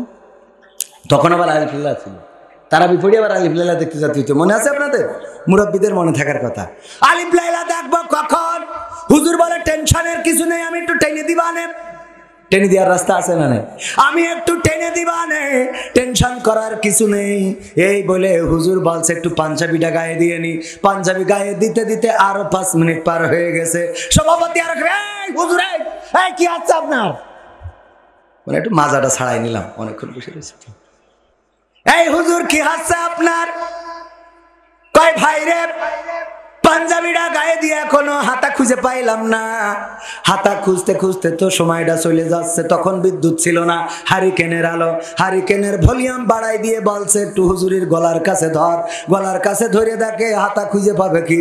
হুজুর তো ওই যে আলনায় ছিল বোর সায়া, ওইটাই নিয়ে গলায় পরায় বসে রয়েছে। ও কিয়ামত পর্যন্ত আর খুঁজে পাবে? তার মানে হুতশে আসলি হবে। মাঝে মাঝে হুতশে বলবেন না, বুঝে শুনে বলবেন। ভাইরা আমার, বাঙালির আবিষ্কার করলো ষড়যন্ত্র, আর আমার মা বোনেরা আবিষ্কার করলো এমন একটা সাপ যার নাম অভিশাপ। যদি ছেলে একটু 1 থেকে 2 করে, অমনি বল আল্লাহ তোর মরণ করে না কেন? বিটার বউ যদি কিছু করে, কয় তুই মরিস না কেন? স্বামী যদি কিছু করে, কয় আজরাইল তোমার চেনে না কেন? বলে না? ওরে আমি পারি না, আর পারি না, আমার স্বামী কেন মরে না? আজরাইল কি চিনে নাই আমার স্বামী রে গো? আমি পারি না, আর পারি না। আছে না নাই? গানও গায়, আমি পারি না, আর পারি না, আমার স্বামী কেন মরে না? আজরাইল কি চিনে নাই আমার স্বামী রে গো? আমি পারি না, আর পারি না। একজন স্ত্রী, এমন একজন নারী আমাকে ফোন করেছে মাসখানেক আগে। আমি ফোনটা রিসিভ করলাম, বলতেছে হুজুর আপনি কি সেই হুজুর? বললাম কোন হুজুর? কয় ওই যে এভাবেও ভালো কাজ করা যায়, প্রশ্ন করে উত্তর দেন, এই হুজুর কিনা আপনি? বললাম হ্যাঁ। বলল হুজুর একটা প্রশ্ন আপনার কাছে একটু করার জন্য ফোন দিয়েছি। আমি বললাম করেন, অসুবিধে নেই। বলছে হুজুর গো, আজ 1 সপ্তাহ হলো আমার স্বামী মারা গেছে রে ও হুজুর। আমি বললাম আমার কিছু করার নেই। কারণ আমার তো তেজ মারা সার। আমার বউ আছে একটা, বাচ্চা দুইটা। কয় হুজুর না বিয়ে করার জন্য বলি না, হুজুর একটা বিষয় জানার জন্য ফোন দিয়েছি। আমার স্বামী ছিল অসুস্থ, আমার মাঝে মাঝে বিরক্তি ধরে যেত। আমার স্বামীকে বলতাম তুমি মরো না কেন, আল্লাহ তোমার মরণ করে না কেন। আবার মাঝে মাঝে বলতাম ও আল্লাহ ওরে মরণ করো, ওরে তুলে নাও, ওরে উঠায় নাও, আমার চোখের সামনে থেকে বিদায় করে দাও। এই কথাগুলো আমার স্বামীর জন্য বলতাম। আজ 1 সপ্তাহ হয়ে গেল মারা গিয়েছে, আমি নিজেকে সান্ত্বনা দিতে পারছি না। আহারে আমার দোয়ার কারণে মারা গেল নাকি তার হায়াত শেষ হয়েছে তাই মারা গিয়েছে? জটিল প্রশ্ন না? কঠিন প্রশ্ন। আমি বললাম আমি তো অত বড় হুজুর নই, অত বড় আলেম নই, মুফতি মুহাদ্দিস কারি নই যে আমি আপনার এই প্রশ্নের সমাধান দিয়ে দিতে পারবো। তবে এতটুকু বলে রাখি ওগো আমার বোন, আল্লাহ রাব্বুল আলামিন দোয়া যেমন কবুল করে, বদদোয়া তেমন কবুল করে না? করে না? বদদোয়াও কবুল করে থাকেন। আমি জানি না আল্লাহ আপনার দোয়া বদদোয়া কবুল করেছে নাকি করে নাই। আবার এটাও জানি না যে আপনি আপনার স্বামীর হায়াত ফুরাইছে নাকি ফুরাই নাই। যদি বদদোয়া কবুল করে থাকে তাহলে আপনার বদদোয়ার কারণে মারা গিয়েছে, অথবা যদি হায়াত শেষ হয়ে যেয়ে থাকে সেই হায়াত শেষ হওয়ার জন্য মারা গিয়েছে। তবে আপনি যে জাহান্নামের পথটা আপনি ক্লিয়ার করেছেন সেটা আল্লাহ রাসূলের হাদিস অনুযায়ী প্রমাণ পাওয়া যায়। কারণ আমার রাসূল বলেছেন নারীরা জাহান্নামে যাবে তার 2টা কারণ। 1 নম্বর কারণ হলো তারা তাদের স্বামীর প্রতি কৃতজ্ঞ থাকে না, আর 2 নম্বর কারণ হলো তারা বেশি বেশি অভিশাপ দেয়। এই অনুযায়ী আপনি জাহান্নামে যাওয়ার একটা কারণ অলরেডি অর্জন করেছেন না করে নাই? আল্লাহ রাসূলের কন্যা ফাতেমা রাদিয়াল্লাহু তাআলা আনহার 2টা সন্তান ছিল, নাম কি? হাসান এবং হুসাইন রাদিয়াল্লাহু তাআলা আনহু। 2 জনে কান্না শুরু করেছেন, ওগো মা 3 দিন হয়ে গেল একটু খাবার জুটলো না গো মা, আর কত এই পেটে পাথর বেঁধে দিন চালাবো, মাগো একটু কি খাবারের ব্যবস্থা করা যায় না? ওগো মা আর তো ক্ষুধার যন্ত্রণা সহ্য করতে পারি না। আল্লাহ রাসূলের কন্যা ফাতেমা রাদিয়াল্লাহু তাআলা আনহা বললেন, ওগো হাসান, ওগো হুসাইন, তোমরা কেন বারবার আমাকে ডিস্টার্ব করো? বারবার কেন আমার কাছে কাঁদাকাটি করো? বারবার কেন আমাকে জ্বালাতন করো? তোমরা কি তোমাদের বাবাকে চোখে দেখতে পাও না? এই কথা যখন বলছিলেন আলী রাদিয়াল্লাহু তাআলা আনহু 3 দিন ধরে মদিনার অলিতে গলিতে ঘুরে বেড়িয়েছেন, 1 মুঠো খাবারের ব্যবস্থা করতে পারেন নাই, কোনো কাজের ব্যবস্থা করতে পারেন নাই। এই অবস্থায় বাড়িতে ফিরছিলেন, যখন এমন কথা শুনলেন ওই গেট থেকে বের হয়ে গেলেন। ফাতেমা রাদিয়াল্লাহু তাআলা আনহার বাড়িটা দেখেছেন না দেখেন নাই? আমার ইমরান ভাইও দেখেছেন না দেখেন নাই? বাড়িটা মসজিদে নববীর কাছে, ওই বাড়ি এখনো গেট দেওয়া আছে। ফাতেমা রাদিয়াল্লাহু তাআলা আনহার বাড়ি আমার ভাইজান দেখেছে, কারণ হলো আমি এবং ভাই একসাথে ওখানে ছিলাম আলহামদুলিল্লাহ। এবং আমার মাসুম বিল্লাহ ভাই সিঙ্গাপুর থাকেন আলহামদুলিল্লাহ। যারা কাবা ঘর তাওয়াফ করেন নাই মনের মধ্যে স্বপ্ন রাখেন আল্লাহ যেন আপনার কাবা ঘরটা তাওয়াফ করার তৌফিক দান করেন, বলেন আমিন। আল্লাহ রাসূলের রওজায় সালাম দেওয়ার দরকার আছে না নাই? ও আমার ভাইরা, এখন উমরায় যাওয়ার জন্য মেলা টাকা লাগে না। মাত্র একটা গরু যদি পোষেন আপনি 20,000, 25,000, 30,000, 40,000 টাকার একটা বাছুর গরু যদি কিনে আপনি লালন পালন করেন, 1 বছরের মধ্যে ওই গরুটার যে দাম বিক্রি হবে তাই দিয়ে উমরা করে আরো 2 টাকা বেঁচে থাকবে, বলেন সুবহানাল্লাহ। বাঁচবে না? বাঁচবে না? গরুর দাম কম না বেশি? 1,30,000, 40,000, 2 লাখ, 2.5 লাখ আছে না নাই? অথচ উমরা করতে 1,10,000, 20,000, 25,000, 30,000 টাকা লাগে। ওখানে যাওয়ার টাকা হয় না, আর জমি বন্ধক রেখেছে বিঘে 2 লাখ টাকা। কথা কয় না? এই আছে না নাই? এরম আল্লাহর ওলি আপনাদের এলাকায় নেই, কিন্তু আমাদের এলাকায় জমি বন্ধক রাখে 2 লাখ টাকা বিঘে। তাও জমি রাখে না, টাকা দিয়ে কয় 6 মণ করে ধান বাড়ি পয়সা দিও। আরে বাবা, পাকামো করার জায়গা খুঁজে পাই না। ঠিক না বেঠে? বলে আমি সুদ খাই না। কি খায় না? সুদ খায় না, ও ধান খায়। সুদ খায় না, ধান খায় এমন আছে। ওগো আমার ভাইরা, আল্লাহর নবীর জামাতা আলী রাদিয়াল্লাহু তাআলা আনহু বের হয়ে গেলেন। আল্লাহর নবীর কন্যা ফাতেমা রাদিয়াল্লাহু তাআলা আনহা দেখলেন স্বামী ঘরে ঢুকছিল, হঠাৎ করে আবার বের হয়ে গেছে। হাসান হুসাইনকে ডেকে বললেন, তোমাদের বাবা কই? বললেন, তো আমার বাবা যখন আপনি আমাদেরকে ধমক দিয়েছেন তখন বাবা গেট থেকে বের হয়ে গেছে। আল্লাহর নবীর কন্যা কিছুক্ষণ অপেক্ষা করলেন, যখন বাড়ি আসলো না চারিদিকে খোঁজা শুরু করে দিলেন, কোথাও পাইলেন না। বিশ্ব নবীর কাছে গেলেন, যে বললেন, ওগো আমার পিতা, আমি আজকে আপনার জামাইকে কষ্ট দিয়ে ফেলেছি। কি কষ্ট দিয়েছ গো মা? ওগো আমার পিতা, আপনার জামাই আজ 3 দিন হয়ে গেল বাড়িতে কোনো খাবার আনতে পারে নাই, আজ 3 দিন ধরে কোথাও কোনো কাজ পায় নাই, সন্তানের জন্য কোনো খাবারের ব্যবস্থা করতে পারে নাই। সন্তানরা যখন আমাকে বারবার ডিস্টার্ব করছিল, আমি বললাম, তোমরা আমাকে কেন জ্বালাতন করো, তোমাদের বাবাকে কি চোখে দেখো না?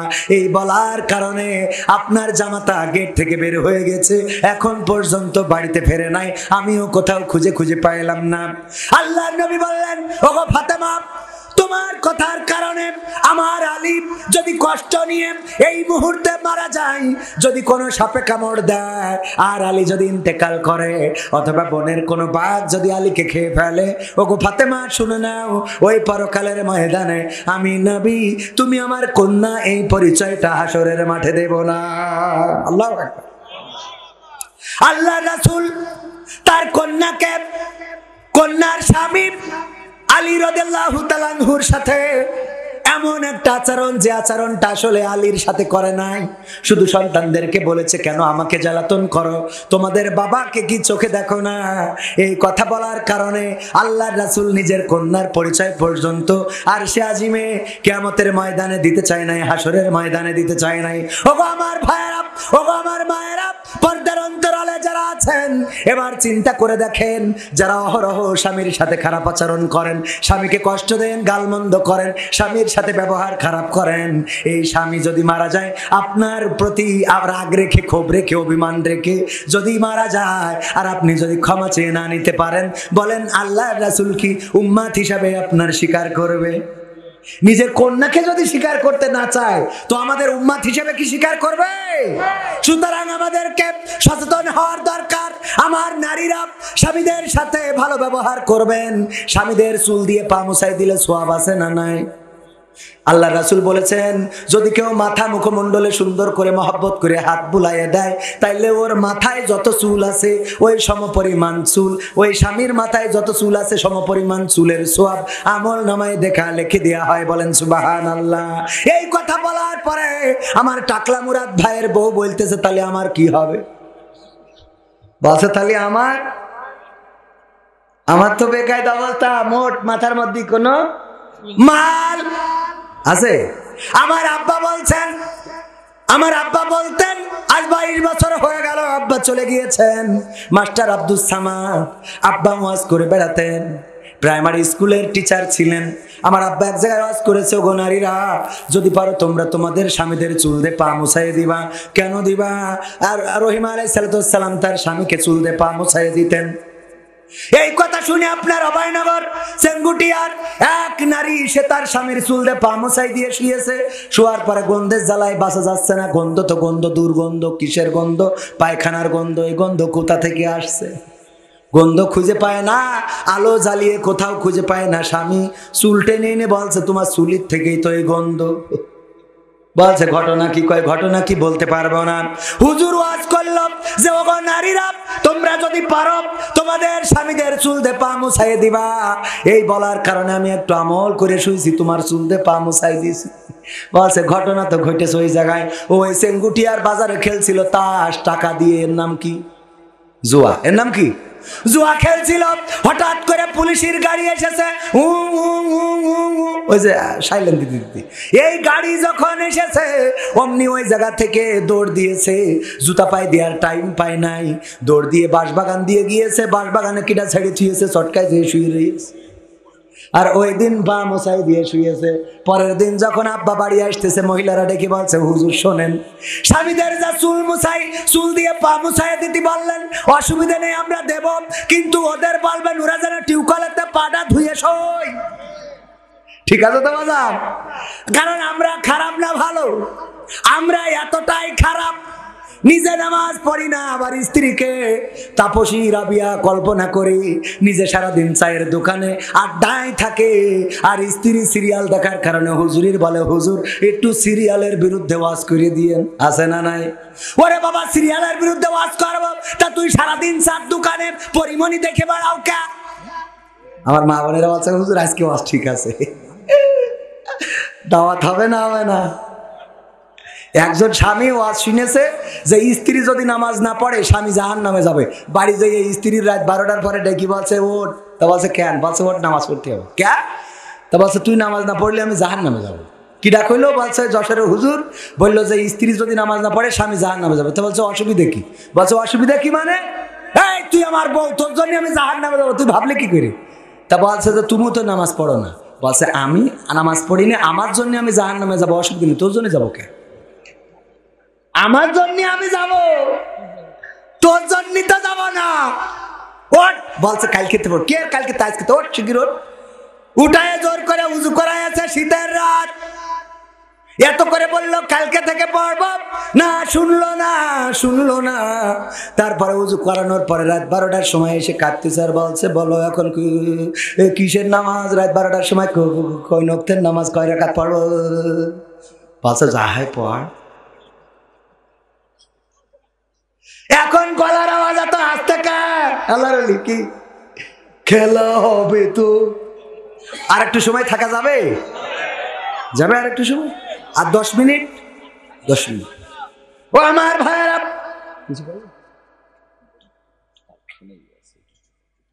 আমি বুঝতে পারছি যে এরা শর্টফট করতেছে।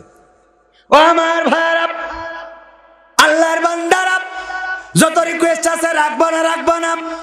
রাখবো। কোরআনের পাখির গান শুনতে চান কিনা? চান? আর আমার যুবকদের পছন্দের একটা গান আছে না নাই? তুমি যার লাগিয়া, শোনাবো? শোনাবো। এটাও আমার যুবকদের নসিহতমূলক গান। আবার নতুন একটা গান করেছি, বলবো? কইছে খুঁজে পাচ্ছি না। আল্লাহ তাআলার বান্দা তুমি নামাজ কেন পড়ো না? কোরআনেরই বিধান মতো জীবন কেন গড়ো না? আল্লাহ তাআলার বান্দা তুমি নামাজ কেন পড়ো না? কোরআনেরই বিধান মতো জীবন কেন গড়ো না? মুখে বলো বান্দা, খোদার অন্তরে তারা কোনা। বন্ধু তুমি ডাকার মতো রবকে ডাকো না, বন্ধু তুমি ডাকার মতো রবকে ডাকো না, বন্ধু তুমি ডাকার মতো রবকে ডাকো না। আজান হলে যাও না তুমি মসজিদের ওই ঘরে, ডাকলে বলো পড়বা নামাজ আর কটা দিন পরে। বলে না? বলে না? আজান হলে যাও না তুমি মসজিদের ওই ঘরে, ডাকলে বলো পড়বা নামাজ আর কটা দিন পরে। হায়াত তোমার আছে কয়দিন সেই খবর তো রাখো না। বন্ধু তুমি ডাকার মতো রবকে ডাকো না, বন্ধু তুমি ডাকার মতো রবকে ডাকো না, বন্ধু তুমি ডাকার মতো রবকে ডাকো না। রোজার মাসে রাখতে রোজা কষ্ট লাগে বেশ, রাখলে রাখো প্রথম রোজা আর কখনো শেষ। এরকম আছে না নাই? রোজার মাসে রাখতে রোজা কষ্ট লাগে বেশ, রাখলে রাখো প্রথম রোজা আর কখনো শেষ। আল্লাহ তাআলার দেওয়া সুযোগ কাজে কেন লাগাও না? বন্ধু তুমি ডাকার মতো রবকে ডাকো না, বন্ধু তুমি ডাকার মতো রবকে ডাকো না, বন্ধু তুমি ডাকার মতো রবকে ডাকো না। সুদের টাকাই করো তুমি কত বাড়ি গাড়ি, ভাবো না যে এই দুনিয়া যাইতে হবে ছাড়ি। সুদের টাকাই করো তুমি কত গাড়ি বাড়ি, ভাবো না যে এই দুনিয়া যাইতে হবে ছাড়ি। যাকাতেরই টাকার হিসাব তুমি কেন রাখো না? বন্ধু তুমি ডাকার মতো রবকে ডাকো না, বন্ধু তুমি ডাকার মতো রবকে ডাকো না, বন্ধু তুমি ডাকার মতো রবকে ডাকো না।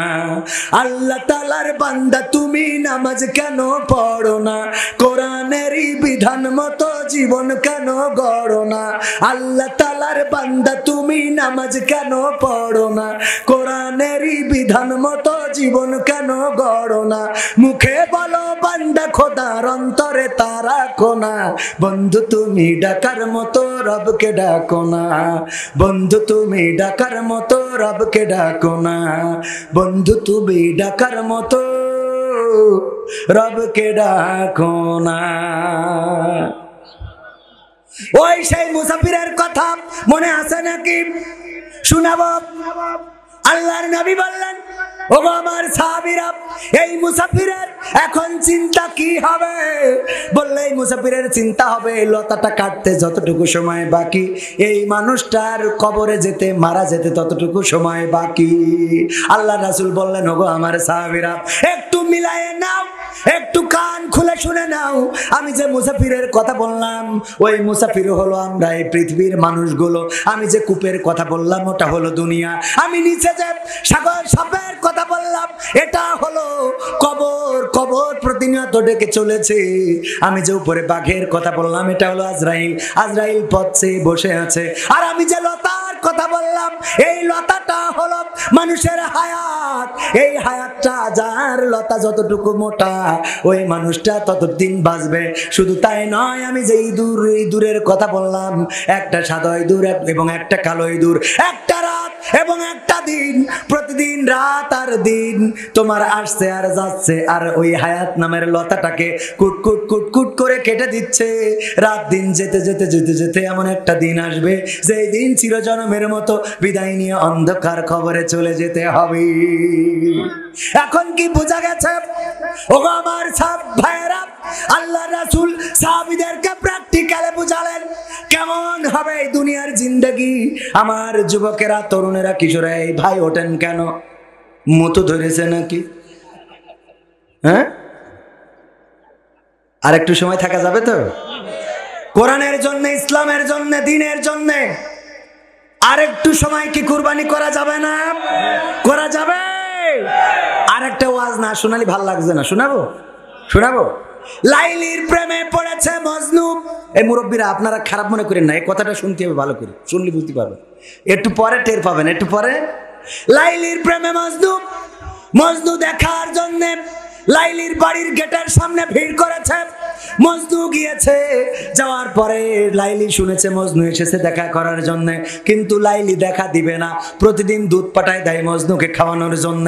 এই খবর চারিদিকে ছড়িয়ে গেছে যে মজনুর জন্য লাইলি দুধ পাঠায় আর মজনু খায়। এই ওয়াজ শোনার পরে অনেক মজনু যে গেটের সামনে জড়ো হয়েছে। একজন, দুইজন করতে করতে 20-30 জন, 50 জন, 100 জন হয়ে গেছে। লাইলির কাছে খবর গেল, ওগো লাইলি, তোমার প্রেমের পাগল এখন একজন না, এখন 100 জন হয়ে গেছে গো। এখন তো একটা গায়ে গরুর দুধে হয় না, আরো 2-10টা গায়ে গরুর দুধ লাগবে। বলল, এই এই যুবক, এই ওঠো, একটুখানি বসো, একটুখানি, শেষের পথে চলে এসে। লাইলি বলল, আমার আসল মজনুকে বাছাই করে দাও। বললে, আসল মজনু কেমন করে বাছাই করব? বলল, তোমরা যদি না বোঝো আমি তোমাদের বুদ্ধি দেই, শুনে নাও। বলল, তাইলে বুদ্ধি দেন। তার শহীদদেরকে ডেকে বলল, আজকে খালি গিলাস নিয়ে যাবা, নিয়ে যেয়ে বলবা লাইলি রক্ত চেয়েছে, রক্ত দিবা। কিডা কিডা কে রক্ত দিতে পারবা? লাইলির জন্য খালি গিলাস ধরবা। যে খালি গিলাস ধরেছে আমার চাচা দৌড়, বলছে, ও আমি রক্ত দিতে পারবো না, অত প্রেমিক আমি হই না। হাই রে, আমার ইমরান ভাই ধরেছে। ইমরান ভাই বলে না আমিও দেব না, উঠে চলে গেছে। আর একজনের, এরকম নকল প্রেমিক আছে না নাই? ফজার বলতেছে, ফজা বলতেছে, আবেদার, আবেদা তোমার জন্য আমি জীবন দিতে জানি। বলছে, সত্যি? বলছে, একদম আল্লাহর কসম। বলছে, ওই যে ট্রেন যাচ্ছে ওর নিচে মাথাটা দাও দিন। বলছে যে এটা কোনো ব্যাপার হইলো? আমি ট্রেন যাচ্ছে মাথা দিয়ে দেবো, এক্ষুনি কাটা পড়ে মারা যাবো, কোনো অসুবিধা নেই। তোমার জন্য জীবন দিতে আজকে লাইলাতুল ফেব্রুয়ারি প্রমাণ করে দেবো যে আমি কেমন করে জীবন দিতে পারি। বলছে, তা দাও। বলছে, দিদি তো অসুবিধা নেই, অসুবিধা হলো অন্য জায়গায়। কোথায়? আমি যদি আজকে ট্রেনের তলে মাথা দিই আর কাটা পড়ে মারা যাই, মানুষ এসে জিজ্ঞেস করবে ও মারা গেল কি করে? তখন বলবে, আবেদা বলেছিল প্রেমের পরীক্ষা নিয়েছিল, এই জন্য ও ট্রেনের নিচে মাথা দিয়ে কাটা পড়ে গেছে। এরপরে ওরা 999-999 কল দেবে, পুলিশ এসে তোমার ধরে নিয়ে যাবে। বিচার হবে আদালতে, যখন প্রমাণ হয়ে যাবে যে তোমার জন্যই আমি জীবন দিছি ট্রেনের নিচেই, তখন তোমার ফাঁসি হবে। তোমার ফাঁসি হওয়ার পরে আমি কান নিয়ে বাঁচবো? ফাঁসি হওয়ার পরে ও কান নিয়ে বাঁচবে। তা এই ট্রেনের তলে কাটা পড়ে মরে গেল, ওটা কিনা? কত বড় শয়তান! পরীক্ষায় দেয় মানুষের পুজোই রাখে, চিন্তা করতে পারছে? ও আমার ভাইরা, এরকম নকল প্রেমিক আছে না নাই? নকল প্রেমিক গুলো সব চলে গেল। আসল মজনু যে এসে বসে আছে, বসে থাকার পরে বলল যে লাইলি রক্ত চেয়েছে, অমনি বললো গিলাস ধরো, আর হাতে ছিল ছুরি, ঘেঁচান করে কেটে গিলাস ভরিয়ে দিলে, নেও যত লাগে নেও, পাঠাই দাও। এরকম আসল মজনু আছে না নাই? ও আমার ভাইরা, কোরআনের জন্য, দ্বীনের জন্য, ইসলামের জন্য, আল্লাহ ও তার রাসূলের জন্য যদি ডাক আসে, রাজপথে যদি থাকা লাগে, বুকের রক্ত যদি ঢালা লাগে, রক্ত ঢেলে দেব। রক্তের সাগরে সাঁতার কেটে কেটে বাংলার জমিনে একটি রক্তাক্ত বিপ্লবী কালেমার পতাকা উড়ানোর জন্য প্রস্তুত আছেন? কারা কারা একটু হাত উঁচু করে? নারায়ে তাকবীর! আল কোরআনের আলো, আল হাদিসের আলো, আমার নেতা তোমার নেতা, নারায়ে তাকবীর! এবার ভাইরা আমার, আরেকবার একটু হাত উঁচু করেন, টান টানা করেন, এরকম করে আল্লাহকে দেখান। হাত দেখাইলেন কার?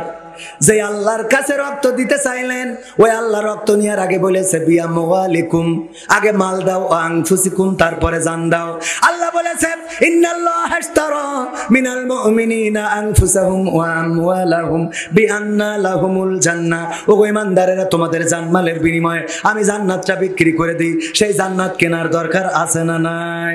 যারা হাত উঁচু করেছেন, পকেটে যা আছে সব এখন হাত লাগায় উজাড় করে দিয়ে দেবেন। আমার পকেটে তো কিছু নাই, আমার ক্যামেরাম্যান দেবে। এখন কেউ মাহরুম করবেন না। মাত্র 5টা মিনিট এই মাদ্রাসার জন্য 5 টাকা, 10 টাকা, 20 টাকা, 50 টাকা, 1000 টাকা, 2000 টাকা, 100 টাকা, যার যা পকেটে আছে দিবে। আমার ভাইরা, আমি মুসাফির মানুষ, কেউ উঠবেন না। যদি না ওঠেন এখনো 2-1টা গান শোনাবো, আর যদি উঠে চলে যান গো। হ্যাঁ, ও আমি ব্যক্তিগতভাবে 500 টাকা দিলাম। আল্লাহ আমার স্ত্রীর হায়াতটা বাড়াই দাও, আমার যাহাই হবেন। আল্লাহ তুমি আমার সন্তানদের কবুল করে নাও, বলেন আমি।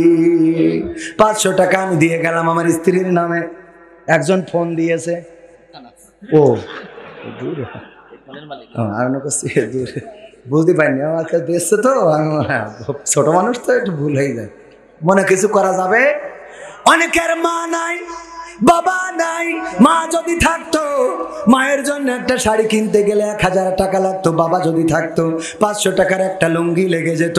যেই মা চিরজন্মের মতো বিদায় নিয়েছে, যেই বাবা অন্ধকার কবরে, ওই মায়ের জন্য, বাবার জন্য 500-1000 টাকা আল্লাহর নবীর ঘরে, আল্লাহর রাসূলের ঘরে দেয়া যাবে কি যাবে না? যে আমার ভাইজান ইমরান ভাই 200 টাকা, দেখেন এই টাকা অতীতে কেউ বানাতে পারেনি, ঠিক না বেঠে? আমরাই বানিয়েছি। কত সুন্দর টাকা, 200 টাকার একটা নোট করলো দান। আল্লাহ বাড়িয়ে দাও, সম্মান নেক আর বাসনা পুরা করে দাও। আমি এখনো মাহফিল শুরু করিনি, আমি কিন্তু আজ এখনো শুরু করিনি, শুরু করবো। আমার চাচা নাম কি? কামরুল ইসলাম চাচাজি আমার সামনে বসে আছেন। আমার ওয়াজে অনেক সময় মুরব্বীরা থাকতে চায় না, কিন্তু উনি শ্রদ্ধাভাজন মুরব্বী এখনো পর্যন্ত বসে আছেন। 500 টাকা দান করেছেন। আল্লাহ দানকে কবুল করে নাও। আল্লাহ নেক হায়াত দিয়ে দাও। আপনজন যারা কবরে, কবরগুলো জান্নাতের বাগান বানিয়ে দাও, বলেন আমিন। আমার সভাপতি সাহেব কত যেন দিয়েছেন? মহিলাদের মধ্যে লোক যাচ্ছে টাকা কালেকশন করার জন্য। আমার মা বোনেরা পকেটে যা আছে, স্বামীর পকেট থেকে যত মাইরিং করেছেন সব আজকে দিয়ে দেন। স্টার জলসা জি সিনেমার যত বিল আছে রে, সব আজকে আল্লাহর রাস্তায় দিয়ে দেন। আমার মা বোনদের দিয়ে তৌফিক দান করে দিন, বলেন আমিন। আর কে আছেন? আমার আর একজন ছোট মানুষ। হুজুর, হুজুর, ছোট মানুষ নাম কি তোমার? ছোট মানুষ 200 টাকার একটা বঙ্গবন্ধুর নোট দান করলো। আল্লাহ দানকে কবুল করে নাও। আল্লাহ নেক হায়াত দিয়ে দাও, মনের স্বপ্ন পুরা করে দাও, আপনজনদের কবুল করে নাও। আর কোন বান্দা আছেন তাড়াতাড়ি 5 মিনিটের মধ্যে দিলে আমি আরো 2-1টা সঙ্গীত শোনাবো। আমার মা বোনেরা আছে। কোন মাটিতে তৈরি রে তুই মা, কোন মাটিতে তৈরি রে তুই মা। মায়ের গান মা বোনদের মধ্যে আমাদের কমিটির লোক যারা প্যাকেট নিয়ে যাচ্ছে, মা বোনেরা হৃদয় খুলে উজাড় করে দান করেন। আর আপনারা যে টাকা দান করেন, ওই টাকা তো আবার অক্সিজেন দেওয়া লাগে। শাড়ির আসলে এমন বান্দা বান্ধে, ওরা আবার হাসপাতালে নিয়ে যায় তাই সুস্থ করতে, ঠিক না বে ঠিক? তারপরেও দেন, কোনো অসুবিধা নাই। আর এখানে আমার যুবকেরা যার বিয়ে হয় না, বিয়ের জন্য দোয়া নেওয়ার জন্য টাকা দান করতে পারো গো। আমি একজনের বিয়ের জন্য দোয়া করিলাম, বিয়ে হইল, কিন্তু 2 মাস পরে বিয়ে ভেঙে গেছে। তাহলে দোয়াই তো অন্তত কাজ হয়ে গেছে। ব্যাগ নিয়ে যাবেন, আর বড় টাকা যারা দেবেন 500-1000 আমি একটু নাম ধরে দোয়া করে দেব। মাদ্রাসার জন্য ইট রড সিমেন্ট বালু দেওয়ার মতো যদি কেউ থাকেন দিতে পারেন। আমার ভাই কিছু বলবে, বলেন।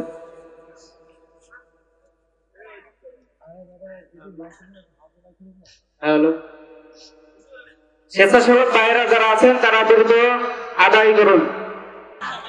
হুজুর জানে না, না খেলা হবে না, মাসুদ তুমি ভালো হলে না। মহিলা প্যান্ডেলে আসে না নাই? এই তাড়াতাড়ি ওঠেন, এত সময় নষ্ট করছেন। 12টার মধ্যে শেষ করব। আর কত বাকি? আর 5 মিনিট আছে। 5 মিনিটের মধ্যে আপনারা দান করেন, যে যা পারেন দান করেন। আমার মুরব্বীরা গিয়েছেন 500-1000 টাকা এক ব্যাগ সিমেন্ট দেওয়ার মতো। আমার ইমাম সাহেব এই মাদ্রাসার 100 টাকা দিলেন। নাম কি? মোহাম্মদ রমজান আলী। রমজান মাস সামনে, রমজানের শোনাবো সৌগত লয়ে হাসে দূরে আল হেলাল জানো, কে জানো বেহেশতি বেলাল, যে বেহেশতি বেলাল। রমজানের ওই সৌগত লয়ে, রমজানের ওই সৌগত লয়ে হাসে দূরে আল হেলাল জানো, কে জানো বেহেশতি বেলাল, যে বেহেশতি বেলাল, বেহেশতি বেলাল, যে বেহেশতি বেলাল। আমর বিল মারুফের নাম, আমর বিল মারুফের নাম, আমর বিল মারুফের নাম, আমর বিল মারুফের নাম। সিয়াম দিল খুলে, সিয়াম দিল খুলে, সত্য ন্যায়ের সাধিত দিন আশুক দুলে দুলে, আশুক দুলে দুলে। আমর বিল মারুফের নাম, আমর বিল মারুফের নাম, আমর বিল মারুফের নাম, আমর বিল মারুফের নাম। সিয়াম দিল খুলে, সিয়াম দিল খুলে, সত্য ন্যায়ের সাধিত দিন আশুক দুলে দুলে, আশুক দুলে দুলে। ছড়িয়ে পড়ুক ঘরে ঘরে, ছড়িয়ে পড়ুক ঘরে ঘরে, বেচাইন বেহাল জানো, কে জানো বেহেশতি বেলাল, যে বেহেশতি বেলাল। নেহি আনিল মুনকারের কাজ, নেহি আনিল মুনকারের কাজ, নেহি আনিল মুনকারের কাজ, নেহি আনিল মুনকারের কাজ। এবার শুরু হোক, এবার শুরু হোক। মাহে রমজান গড়তে এলো সেই কাজেরই লোক, সেই কাজেরই লোক। নেহি আনিল মুনকারের কাজ, নেহি আনিল মুনকারের কাজ, নেহি আনিল মুনকারের কাজ, নেহি আনিল মুনকারের কাজ। এবার শুরু হোক, এবার শুরু হোক। মাহে রমজান গড়তে এলো সেই কাজেরই লোক, সেই কাজেরই লোক। জঠর জঠর জ্বালায় বুঝে নাও হে, জঠর জ্বালায় বুঝে নাও হে গরিবের মেলাল জানো কে জানো বেহেশতি বেলাল যে বেহেশতি বেলাল রমজানের ওই রমজানের ওই রমজানের ওই রমজানের ওই রমজানের ওই রমজানের ওই সওগাত লয়ে রমজানের ওই সওগাত লয়ে হাসে দূরে আল হেলাল জানো কে জানো বেহেশতি বেলাল যে বেহেশতি বেলাল রমজান মাসে রোজা রাখার দরকার আছে না নাই আমার সেই রমজান ভাই উনি আসলে রোজার মাস না কিন্তু নাম রমজান 500 টাকা করলেন দান আল্লাহ বাড়িয়ে দাও সম্মান নেক বাসনা পুরা করে দাও নেখায়াত দিয়ে দাও আমার এক চাচা মুরব্বী 20 টাকা দান করে গেছেন আল্লাহ আমার চাচা জানকে কবুল করে নাও নেখায়াত দাও দাদু দাদি যারা কবরে কবরগুলো জান্নাতের বাগান বানাও বলেন আমিন আপনাদের কাছে যেভাবে চাইলাম আপনারা প্রত্যাশিত দান করলেন না 1000 টাকার একটা নোট এখানে আসলো না অথচ এখানে কয়লা ব্যবসায়ী তারপরে আপনার এইসব কি ব্যবসায়ী আছে সার ব্যবসায়ী মাটি ব্যবসায়ী ইট ব্যবসায়ী আছে না নাই এত কোটিপতি টাকা কোথায় যায় কোথায় থাকে টাকাগুলো সব সুইস ব্যাংকে হ্যাঁ বেগম পাড়ায় রাখা হয়েছে টাকা 1000 টাকার নোট দেওয়ার মতো একটা আল্লাহর বান্দা নেই যে আমি 1000 টাকা দিলাম না আমি 500 দিয়েছি বলে আপনারা আমার তো প্রতিদিন দিতে হয় যে এনে মাহফিল সে এনে দেওয়া লাগে 1000 টাকা দেওয়ার মতো কোনো আল্লাহর বান্দা আছেন দেই একটা লোক দেখি সাহস করে দেই বুকির পাটা কত বড় যে আমি একখানে 1000 টাকার নোট আমার সরকার এত সুন্দর করে একটা বঙ্গবন্ধুর নোট বানাইছে দেওয়ার লোক পেলাম না রে আছে সব মজনু দুধ খাওয়া মজনু কথা মনে আছে তো ওই অস্ত্র শুনাইলাম এই জন্যই ওটা তো সিলেবাসের মধ্যে না সিলেবাসের বাইরে 1000 টাকার নোট দেওয়ার মতো কোন আল্লাহর বান্দা একজনও যদি না থাকেন এবার একটা অনুরোধ টেস্ট করে দেখি যেহেতু অভয়নগর নপাড়া শিল্প নগরী এখানে সিমেন্টের ফ্যাক্টরি আছে না নাই সিমেন্টের ফ্যাক্টরি আছে না পবিত্র কোরআনের পারা কয়টা 30টা পারা 30টা পারার সম্মানে 30 জন ব্যক্তি এক ব্যাগ করে সিমেন্ট দেবেন নাম লিখাই দেবেন ফোন নাম্বার দেবেন অ্যাড্রেসটা দেবেন একজন কোন আল্লাহর বান্দা আছেন প্রথম পাড়ার সম্মানে একটা ব্যাগ সিমেন্ট দেবেন ওই যে আমার একজন যুবক ভাই নাম কি হুজুর নাম লিখে নেন নাম কি শোনায় আমার নাম কি নাম জানেন হ্যাঁ আবুল কালাম এক বস্তা সিমেন্ট প্রথম পাড়ার সম্মানে কোরআনের সম্মানে এক বস্তা সিমেন্ট দিলেন 2 নম্বর কোন আল্লাহর বান্দা আছেন দ্বিতীয় পাড়ার সম্মানে এক বস্তা সিমেন্ট মাত্র 500 থেকে 550 টাকা দাম এই মাদ্রাসা যতদিন থাকবে ততদিন আপনার আমলনামায় সওয়াব বর্ষণ হতে থাকবে মাদ্রাসায় কোরআনের পাখিরা পড়বে কোরআন মুখস্থ করবে আর আপনি কবরে বসে বসে সওয়াব পেতে থাকবেন রমজান ভাই এক ব্যাগ সিমেন্ট দ্বিতীয় নম্বর পাড়ার সম্মানে কল্যাণ আল্লাহ বাড়িয়ে দাও সম্মান আপনজন যারা কবরে কবরগুলো জান্নাতের বাগান বানায়া দাও যারা বেঁচে আছেন খায়াত দিয়ে দাও 3 নম্বর কোন আল্লাহর বান্দা আছেন 3 নম্বর ব্যক্তি কোন আল্লাহর বান্দা পবিত্র কোরআনের 3 নম্বর পাড়ার সম্মানে একটা ব্যাগ সিমেন্ট আল্লাহর নবীর ঘরে দিবেন যে রাসূল দ্বীনের জন্য দান মোবারক শহীদ করেছেন নাজিম ভাই 30 কেজি সিমেন্ট দেবে উনি যদি একাই দিয়ে দেয় জনগণ কি দেবে ওটা পরে হবে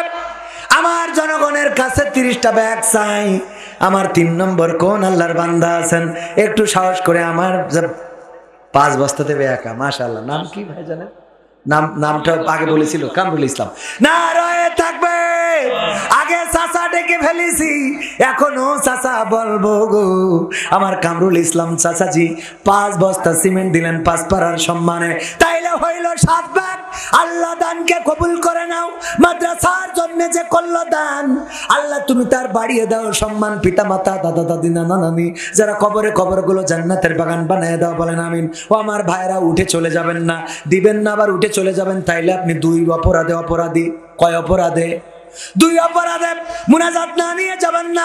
আল্লাহ রাসূলের ঘরের জন্য টাকা চাচ্ছি, আমার জন্য না, আল্লাহ রাসূলের ঘরের জন্য সিমেন্ট চাচ্ছি। তারপরে 8 নম্বর ব্যাগ দেওয়ার জন্য কোন বান্দা আছেন? 8 নম্বর পারার জন্য আমার চাচাজি নাম কি? আবুল কালাম মোল্লা 2 ব্যাগ সিমেন্ট। ওই যে ওই চাচা আগে নেব, বদর চাচা নারায়ে তাকবীর। আমার বদর চাচা 1 ব্যাগ না 2 ব্যাগ? কয় ব্যাগ চাচা? 2 ব্যাগ। নারায়ে তাকবীর। আমার বদর চাচা 2 ব্যাগ সিমেন্ট দিলেন। 8 9 নম্বর পারা পর্যন্ত হয়ে গেল। আল্লাহ দানকে কবুল করে নাও, নেখায়াত দান করে দাও, মনের স্বপ্ন পুরো করে দাও। আবুল কালাম ভাই 2 ব্যাগ সিমেন্ট আর একজন নগদ, নাম কি? সালাউদ্দিন ভাই 500 টাকা নগদ দান করলেন। আল্লাহ দানকে কবুল করে নাও। আমার আবুল কালাম ভাই দিলেন 2 ব্যাগ সিমেন্ট, হইল 11 নম্বর পাড়ার সম্মানে হয়ে গেল। আল্লাহ দানকে কবুল করে নাও, নেখায়াত দিয়ে দাও, মনের স্বপ্ন পুরা করে দাও। নুরুল হক ভাই 3 ব্যাগ সিমেন্ট, 11 12 13, হ্যাঁ নাকি না 12 13 14, 12 13 14 নম্বর পারা হয়ে গেল। আল্লাহ দানকে কবুল করে নাও, নেখায়াত দাও, মনের স্বপ্ন পুরা করে দাও। নুরুল হক ভাইরা 5 জন যারা কবরে, কবরগুলো জান্নাতের বাগান বানাও। তারপরে 15 নম্বর আমার নুরুল হক ভাই, আপনি না? 3 ছেলে বিদেশে, সিমেন্ট দিয়ে কয় ব্যাগ? 2 ব্যাগ 3 ব্যাগ, তাহলে ঠিক আছে। 3 ছেলে বিদেশে 3 ব্যাগ, তাও মনে হয় আর একটু বাড়াই দিলে কোনো অসুবিধা ছিল না। 5টা ব্যাগ নিয়ে যায় না? 5টা। আর এক গ্রাম তাহলে থাক, আর এক গ্রাম এই গ্রামের হলি 5 ব্যাগ করে দিতাম। 3 ব্যাগ সিমেন্ট, 3 ছেলে বিদেশে থাকে। আল্লাহ তুমি তাদের মুসিবত মুক্ত রাখো, বলেন আমিন। আমার প্রবাসে যারা আছে আল্লাহ তাদের হেফাজতে রাখো, আয় রুজিতে বরকত দান করে দাও। তাইলে কত নম্বর ব্যাগ গেল? 14 15 16 17 18 নম্বর পারার জন্য কোন আল্লাহর বান্দা আছেন? 18 নম্বর ওই যে হাত তুলেছে ভাইজান, নাম কি? আসাদ ভাই 1 ব্যাগ সিমেন্ট করলো দান। আসাদ ভাইয়ের নামটা লিখে নেন, যে যদি গ্রামের লোক না হয় একটু ফোন নাম্বারটাও আনবেন, তবে বুঝুন বন্ধ, ফোন নাম্বারটা দিয়েন না। আর আপনি যদি না দিতে পারেন তাও কোনো গুনাহ হবে, ভালো নিয়তে সওয়াব আছে না নাই, কিন্তু আপনি পরিস্থিতির কারণে যদি না দিতে পারেন অসুবিধা নাই। যদি আপনি মারা যান দেয়া লাগবে না। রিপন ভাই নারায়ে তাকবীর। আমার 18 নম্বর পারা দিলেন আসাদ ভাই, আর রিপন ভাই 5 বস্তা দিলেন। তাহলে 18 19 20 21 22 23 বস্তা হয়ে গেল। আর মাত্র 7 ব্যাগ বাকি। কয় ব্যাগ বাকি? 7 বস্তা দেওয়ার মতো। আশরাফ ভাই কয় বস্তা? 2 বস্তা। আল্লাহ আশরাফ ভাইকে কবুল করে নাও, নেখায়াত দান করে দাও, মনের স্বপ্ন পুরা করে দাও। 2 বস্তা সিমেন্ট দিয়ে 24 25 হয়ে গেল। 26 নম্বর পাড়ার সম্মানে কোন আল্লাহর বান্দা আছেন? হ্যাঁ, ওসিয়ার 2 বস্তা। ফসিয়ার যাই হোক, আমার ভাইজান উনি দিল 2 বস্তা সিমেন্ট। তাইলে 28 29, হ্যাঁ 28 29 2 বস্তা। আর বাকি কয় বস্তা? আর বাকি আছে ওই যে ওই আগে উনি কইছে, আগে উনার পাখামো করলে হবে না। নাম কি?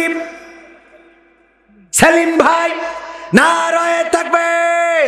আমার সেলিম ভাই ঠিকানা দিলেন, ঠিকানা ওখানে যেয়ে লিখে নিয়ে আসেন।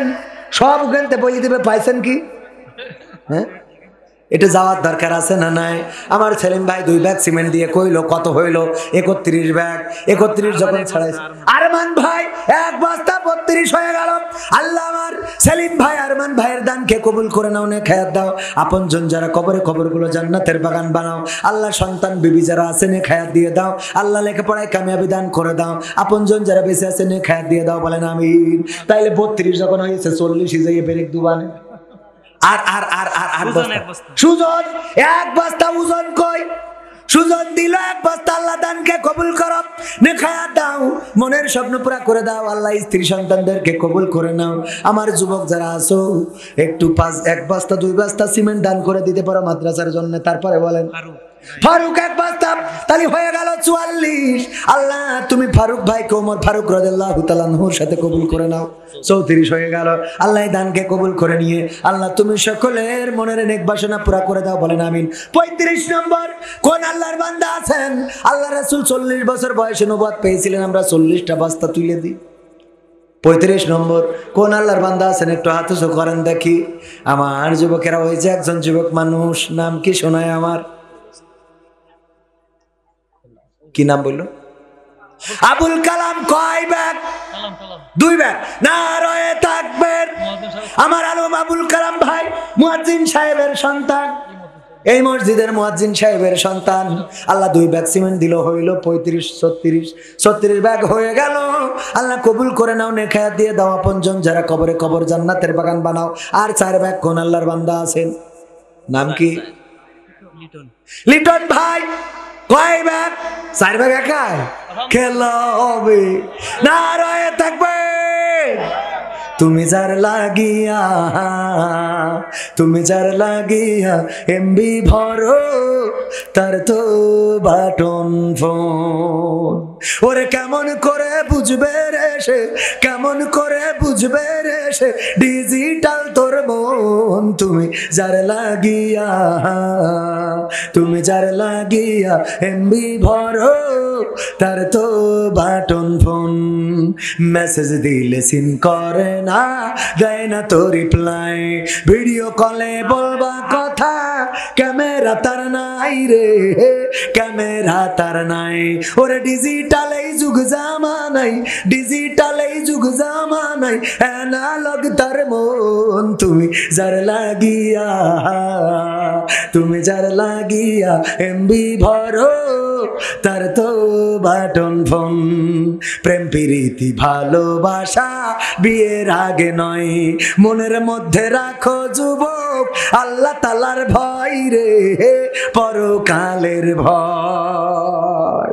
ঠিক না বেঠে? প্রেম প্রীতি ভালোবাসা বিয়ের আগে নয়, মনের মধ্যে রাখো যুবক আল্লাহ তাআলার ভয় রে, পরকালের ভয়। ওরে তবেই তুমি মুক্তি পাবা, তবেই তুমি মুক্তি পাবা দোজখের আগুন। তুমি যার লাগিয়া এমবি ভরো, তার তো বাটন ফোন। শাহনারা 1 বস্তা। আর মিনা কার্টুন ছোটবেলায় দেখতাম, আবার অনেকের নাম মিনায় আছে। আল্লাহ 2 জন বোন দান করলো, দানকে কবুল করে নাও। আল্লাহ নেখায়াত দিয়ে দাও। তালি হইল কত বস্তা? এই পার করেন কেন আপনারা? ছেলে 500 টাকা দিয়েছে। কার ছেলে? মুস্তানের ছেলে? হ্যাঁ, মস্তানা। তাই না? হ্যাঁ, কসে মামা, আমি শুনছি মুস্তানের ছেলে। মুস্তানের ছেলে হলে 500 টাকায় মানতাম না। মাস্তানার ছেলে 500 টাকা। আল্লাহ দানকে কবুল করে নাও। মাস্তানা ইন্তেকাল করেছেন, কবরকে জান্নাতের বাগান বানাও। তারপরে 42 হয়ে গেছে। হ্যাঁ, 42 হয়ে গেছে। তা কি হাফ সেঞ্চুরি কই দেবো? হাফ সেঞ্চুরি করলে আপনার একটু দেওয়া লাগবে। শুনুন সভাপতি সাহেব, একটু মন নরম করে বলেন দিন, কয় ব্যাগ দেবো? হ্যাঁ, একটু দেন। আল্লাহ 2 বস্তা। মান সম্মান থাকলেও কিছু। আপনি সভাপতি মানুষ, একটু দেখেন আর একটু পকেট ছাড়া দিয়ে আর একটু বেশি করা যায় কিনা। 3 বস্তা। 3 বস্তায় হবে না? হবেন? ওনার সংসারের অবস্থা খুব ভালো না? মাল আছে না? নাই আছে কিনা আপনারা ভালো বোঝেন, আছে কিনা? থাকলে 5 বস্তা করে দেবো, আর না থাকলে 3 মেনে নেবো। 5-এর পক্ষে কিটা ওইটা? আলহামদুলিল্লাহ। আচ্ছা, ওকে, আলহামদুলিল্লাহ। কয় ব্যাগ? 3 ব্যাগ। আমার সভাপতি হযরত মাওলানা আব্দুল আজিজ সাহেব প্রিন্সিপাল ছিলেন। কোন মাদ্রাসার? বালিয়াডাঙ্গা উত্তরপাড়া জামে মসজিদ ও সাবেক প্রিন্সিপাল পায়রা ইসলামিয়া ফাজিল মাদ্রাসার। উনি উপদেষ্টা বালিয়াডাঙ্গা উত্তরপাড়া জামে মসজিদের। কয় ব্যাগ দিলেন?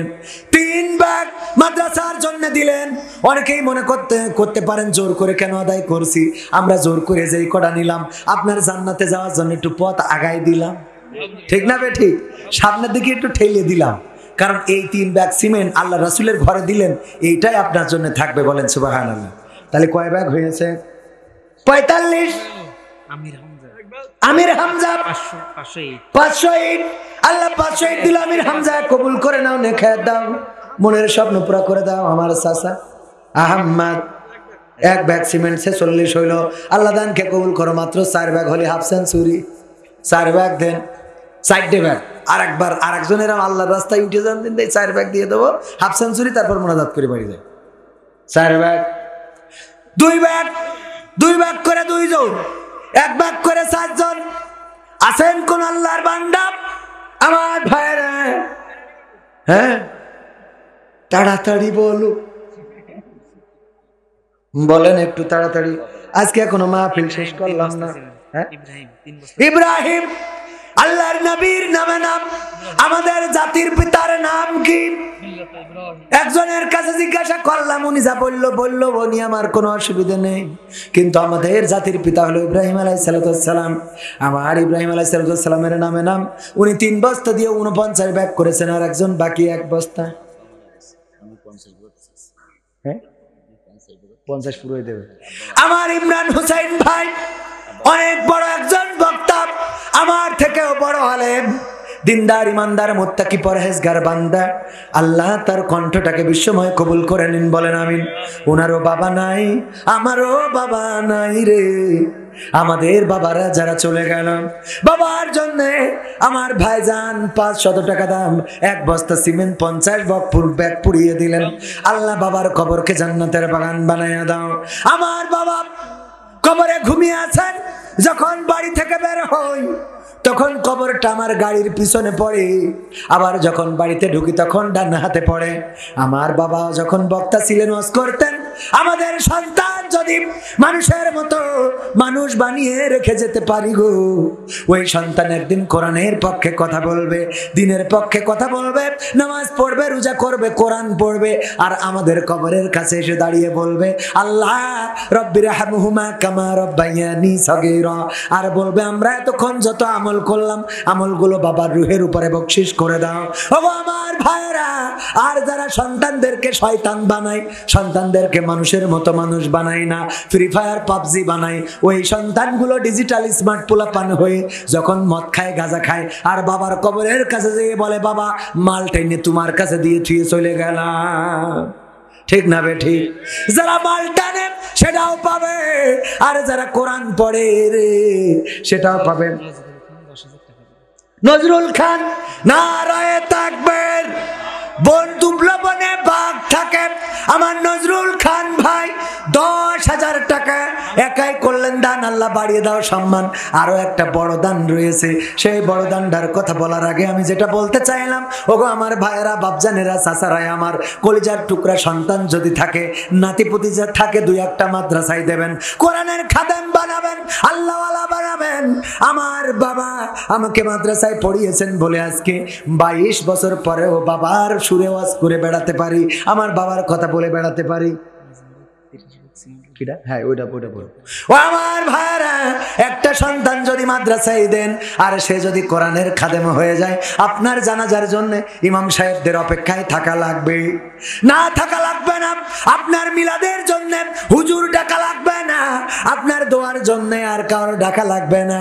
আমার বাবা যতদিন ঈদের নামাজ পড়তে যেতেন, আমাদেরকে সাথে নিতেন, আমার এবং আমার ছোট ভাইকে নিয়ে আমার বাবা আমার দাদার কবরের কাছে দাঁড়াতেন, আর 2টি হাত তুলে কত দেখেছি আমার দাদার জন্য কান্না করতে। দাদার জন্য আমার চোখের পানি তো আসে না, কিন্তু আমার বাবার বাবা, এই জন্য বাবার চোখে পানি আসবে না? আসবে না? আমার বাবা আমাদেরকে নিয়ে জানাজা জিয়ারত করে তারপরে ঈদের নামাজ পড়তে যেতেন। আমার বাবা ইন্তেকাল করেছেন, 22 বছর হয়ে গেল।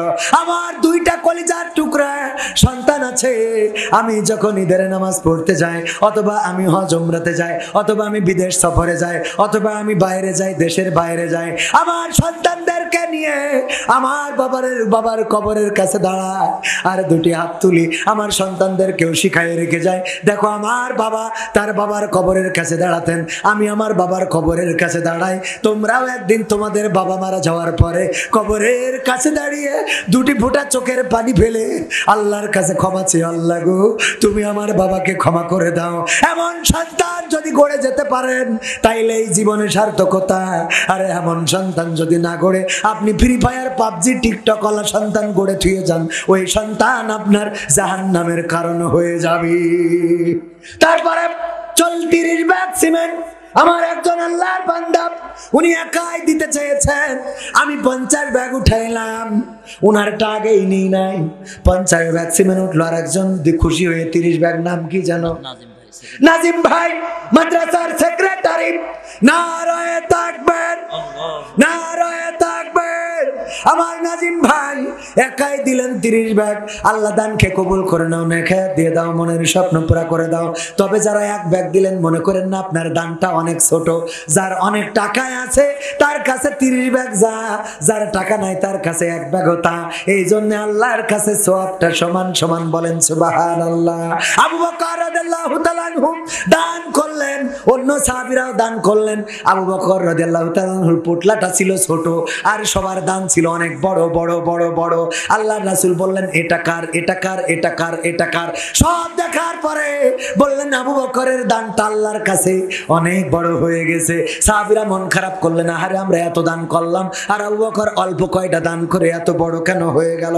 আল্লাহর নবী সাহাবীদের মনের অবস্থা বুঝে সবাইকে ডাক দিয়ে বললেন, ওগো আমার ওমর তুমি কত দান করেছো, বাড়িতে কত আছে? ওগো ওসমান তুমি কত দান করেছো, বাড়িতে কত আছে? ওগো আলী তুমি কত দান করেছো, বাড়িতে কত আছে? ওগো ওগো ওমর ফারুক তুমি বাড়িতে কত আছে? সবাই যার যার মতো বলল, আমি দান করেছি 20,000, বাড়িতে আছে 10,000, দান করেছি 10,000, বাড়িতে আছে 50,000। আবু বকর রাদিয়াল্লাহু তাআলা আনহু বললেন যে আবু বকর কই? আবু বকরকে একটু ডাকো। আবু বকর দাঁড়িয়ে ছিল একটা পিলারের আড়ালে। সবার দানের কথা শুনে আবু বকর রাদিয়াল্লাহু তাআলা আনহু চোখের পানি ছেড়ে দিয়েছেন, দাড়ি ভিজে টপ টপ করে পড়তেছে। আরে কত মানুষ কত বেশি বেশি দান করেছে গো, আর আমি তেমন কিছু দান করতে পারলাম না। আল্লাহর নবী আবু বকরকে ডাক দিলেন, আবু বকর আমার সামনে আসো। আবু বকর সামনে এলেন, দেখলেন চোখের অশ্রুতে দাড়ি ভিজে টপ টপ করে পড়ছে। আল্লাহর নবী বললেন, ও আবু বকর এবার তুমি বলো তুমি কত দান করেছো আর বাড়িতে কত রেখে এসেছো? আবু বকর বললেন, ও গো নবী গো, আমার বাড়িতে জাগতিক সম্পদ বলে যা কিছু ছিল সব আমি আজকে পুটলা করে নিয়ে এসেছি আপনার কদমের কাছে। আমার বাড়িতে আল্লাহ ও তার রাসূলের ভালোবাসা ছাড়া আর কোনো কিছু বাকি নাই। আল্লাহু আকবার। এই ছিল দান। আমার একজন বোন দান করেছে, নাম কি? মাইমুনা টিভির পরিচালক জুবায়ের আহমেদ তাশরিফ ভাই। কি করবে? বিয়ে করবে। কোরআন কিনতে যত টাকা লাগে সেই টাকাগুলো দিবে। আল্লাহ দানকে কবুল করে নাও, বলেন আমিন। আমার হামিদা বেগম আপা 1 বস্তা সিমেন্ট দিয়েছেন, 81 হয়ে গেছে, আর নেব না, রাত অনেক করে ফেলেছি, আর কথা বলা যাবে না। 12:30 বেজে গেছে রে। আগামীতে আবার আসবো ইনশাআল্লাহ। সেই পর্যন্ত আল্লাহ আমাদের সবাইকে নেখায়াত দান করুন, বলেন আমিন। টাকা চাইলে অনেকেই উঠে যায়, যায় না? কিন্তু দুবলো বনে বাঘ থাকে, আল্লাহ বাছাইকৃত মানুষদেরকে রেখেছেন। এই যারা বসে আছেন, পরকালের ময়দান, কিয়ামতের ময়দান, এই মাহফিলটা আমার আপনারা নাজাতের ওসিলা হতে পারে। আল্লাহ বলবেন, ইকরা কিতাবাকা কাফা বিনাফসিকা আল-ইয়াওমা আলাইকা হাসিবা। পড়ো তোমার কিতাব, তুমি পড়ে তোমার হিসাব করে দাও। ওই দিন কিতাব উল্টাইলে সব আমলনামা পাওয়া যাবে না, যাবে না। এই জায়গায় এই মাহফিলে গভীর রাতে বসে আছেন, এটা যখন দেখে বলবেন, আল্লাহ গো দেখো তোমার বান্দারা চলে গিয়েছিল, আমি এখনো আছি। আল্লাহ চাইলে এই মাহফিলের ওসিলায় গোটা জিন্দেগির গুনাহ ক্ষমা করে দিয়ে জান্নাতের বাসিন্দা বানিয়ে দিতে পারে, বলেন সুবহানাল্লাহ। মুর্শিদা 500 টাকা, মুর্শিদা 500 টাকা, গফুরের বউ, গফুর সাহেবের বউ, আব্দুল গফুর সাহেবের বউ 2 বস্তা সিমেন্ট দান করেছে। আল্লাহ দানকে কবুল করে নাও, নেখায়াত দান করে দাও। আল্লাহ মনের নেক বাসনা পুরা করে দাও। যে যা দান করবেন আরো যদি দিতে চান দিতে পারেন। আর কোনো কথা না বলে আমরা আর যারা দেবে তারা এনে লিখে দেন, কোনো অসুবিধা নেই। কোরআন কেনার জন্য একজন ও হয়ে গেছে তাশরিফ ভাই, তাশরিফ ভাই কোরআন কিনে দেবেন যতখানা লাগে ছাত্রদের জন্য। আল্লাহ দানকে কবুল করে নাও। সিমেন্ট হয়েছে, ইট হয়েছে, আর খালি বাকি রয়েছে বালু। তো বালু ওই রাস্তায় যখন ঢেলে দিয়ে যাবে ভরে নিয়ে চলে আসবে। হ্যাঁ ও হ্যাঁ আমার ভাইজান শোনাবো না? বিদায় দিলাম যারে চলে, সেই না দূরের দেশে, ফেরেশতারা করবে বরণ তোমায় ভালোবেসে। ও আমার ভাইরা, এই মানুষটা যেদিন ইন্তেকাল করল, আমি আমার ক্যামেরাম্যানকে নিয়ে ছুটলাম সকালবেলা ছুটে চলে গেলাম পিরোজপুরে। আমি যাওয়ার পরে আল্লামার পরিবারের লোকেরা আমাকে সাইদির কবর যেখানে খনন হচ্ছে সেখানে আমাকে ঢুকিয়ে নিল। আমি নিজ হাতে কবর খোঁড়ার সুযোগ পেয়েছি। ওই কবরে আল্লামার দেহ খানা ধরে নামানোর সুযোগটা আল্লাহ হতভাগাকে দিয়েছিলেন। ওগো আমার ভাইরা, ওই দিন যখন দেখলাম লাখ লাখ মানুষ কোরআনের পাখির জন্য কলিজা উজাড় প্রেমী পাগল হয়ে আল্লাহর দিনের জন্য লড়াই সংগ্রাম করার জন্য কোরআনের ময়দানে কোরআনের যুদ্ধে এসেছে, ইসলামের যুদ্ধে এসেছে, তখন শহীদ হওয়ার পরে তার লাশটাকে আল্লাহ রাব্বুল আলামিন ফেরেশতার মাধ্যমে আসমানে তুলে নিয়ে আর সে আজিমের কাউসারের পানি দিয়ে গোসল করিয়ে তারপরে পৃথিবীতে পাঠিয়ে দিয়েছেন। বলেন সুবহানাল্লাহ। হানজালা রাদিয়াল্লাহু তাআলা আনহুকে ফেরেশতারা বরণ করে নিয়ে গোসল করিয়েছিলেন। এখনকার জামানায় যারা আল্লাহর কোরআনের পাখিদেরকে চেনে না, যারা কোরআনের খাদেমদেরকে চেনে না, যারা আল্লাহওয়ালা ব্যক্তিদেরকে চেনে না, তাদের বরণ করার জন্য আল্লাহর ফেরেশতারাই যথেষ্ট। বলেন সুবহানাল্লাহ। আরেকজন ছোট মানুষ জিয়াদ ভাই, উনার সন্তান, ছোট সন্তানের মাধ্যমে 1000 টাকার একটা নোট দাবি জানিয়েছিলাম, উনি সেই দাবিটা পূরণ করলেন। 1000 টাকার নোট দিয়ে উনি উনার দাবিটা পূরণ করে দিয়েছেন। আল্লাহ কবুল করে নেন, বলেন আমিন। আমার সভাপতি সাহেব 1 মিনিট কথা বলবে, তারপর আমরা মুনাজাত দেব, তারপরে চলে যাব ইনশাআল্লাহ।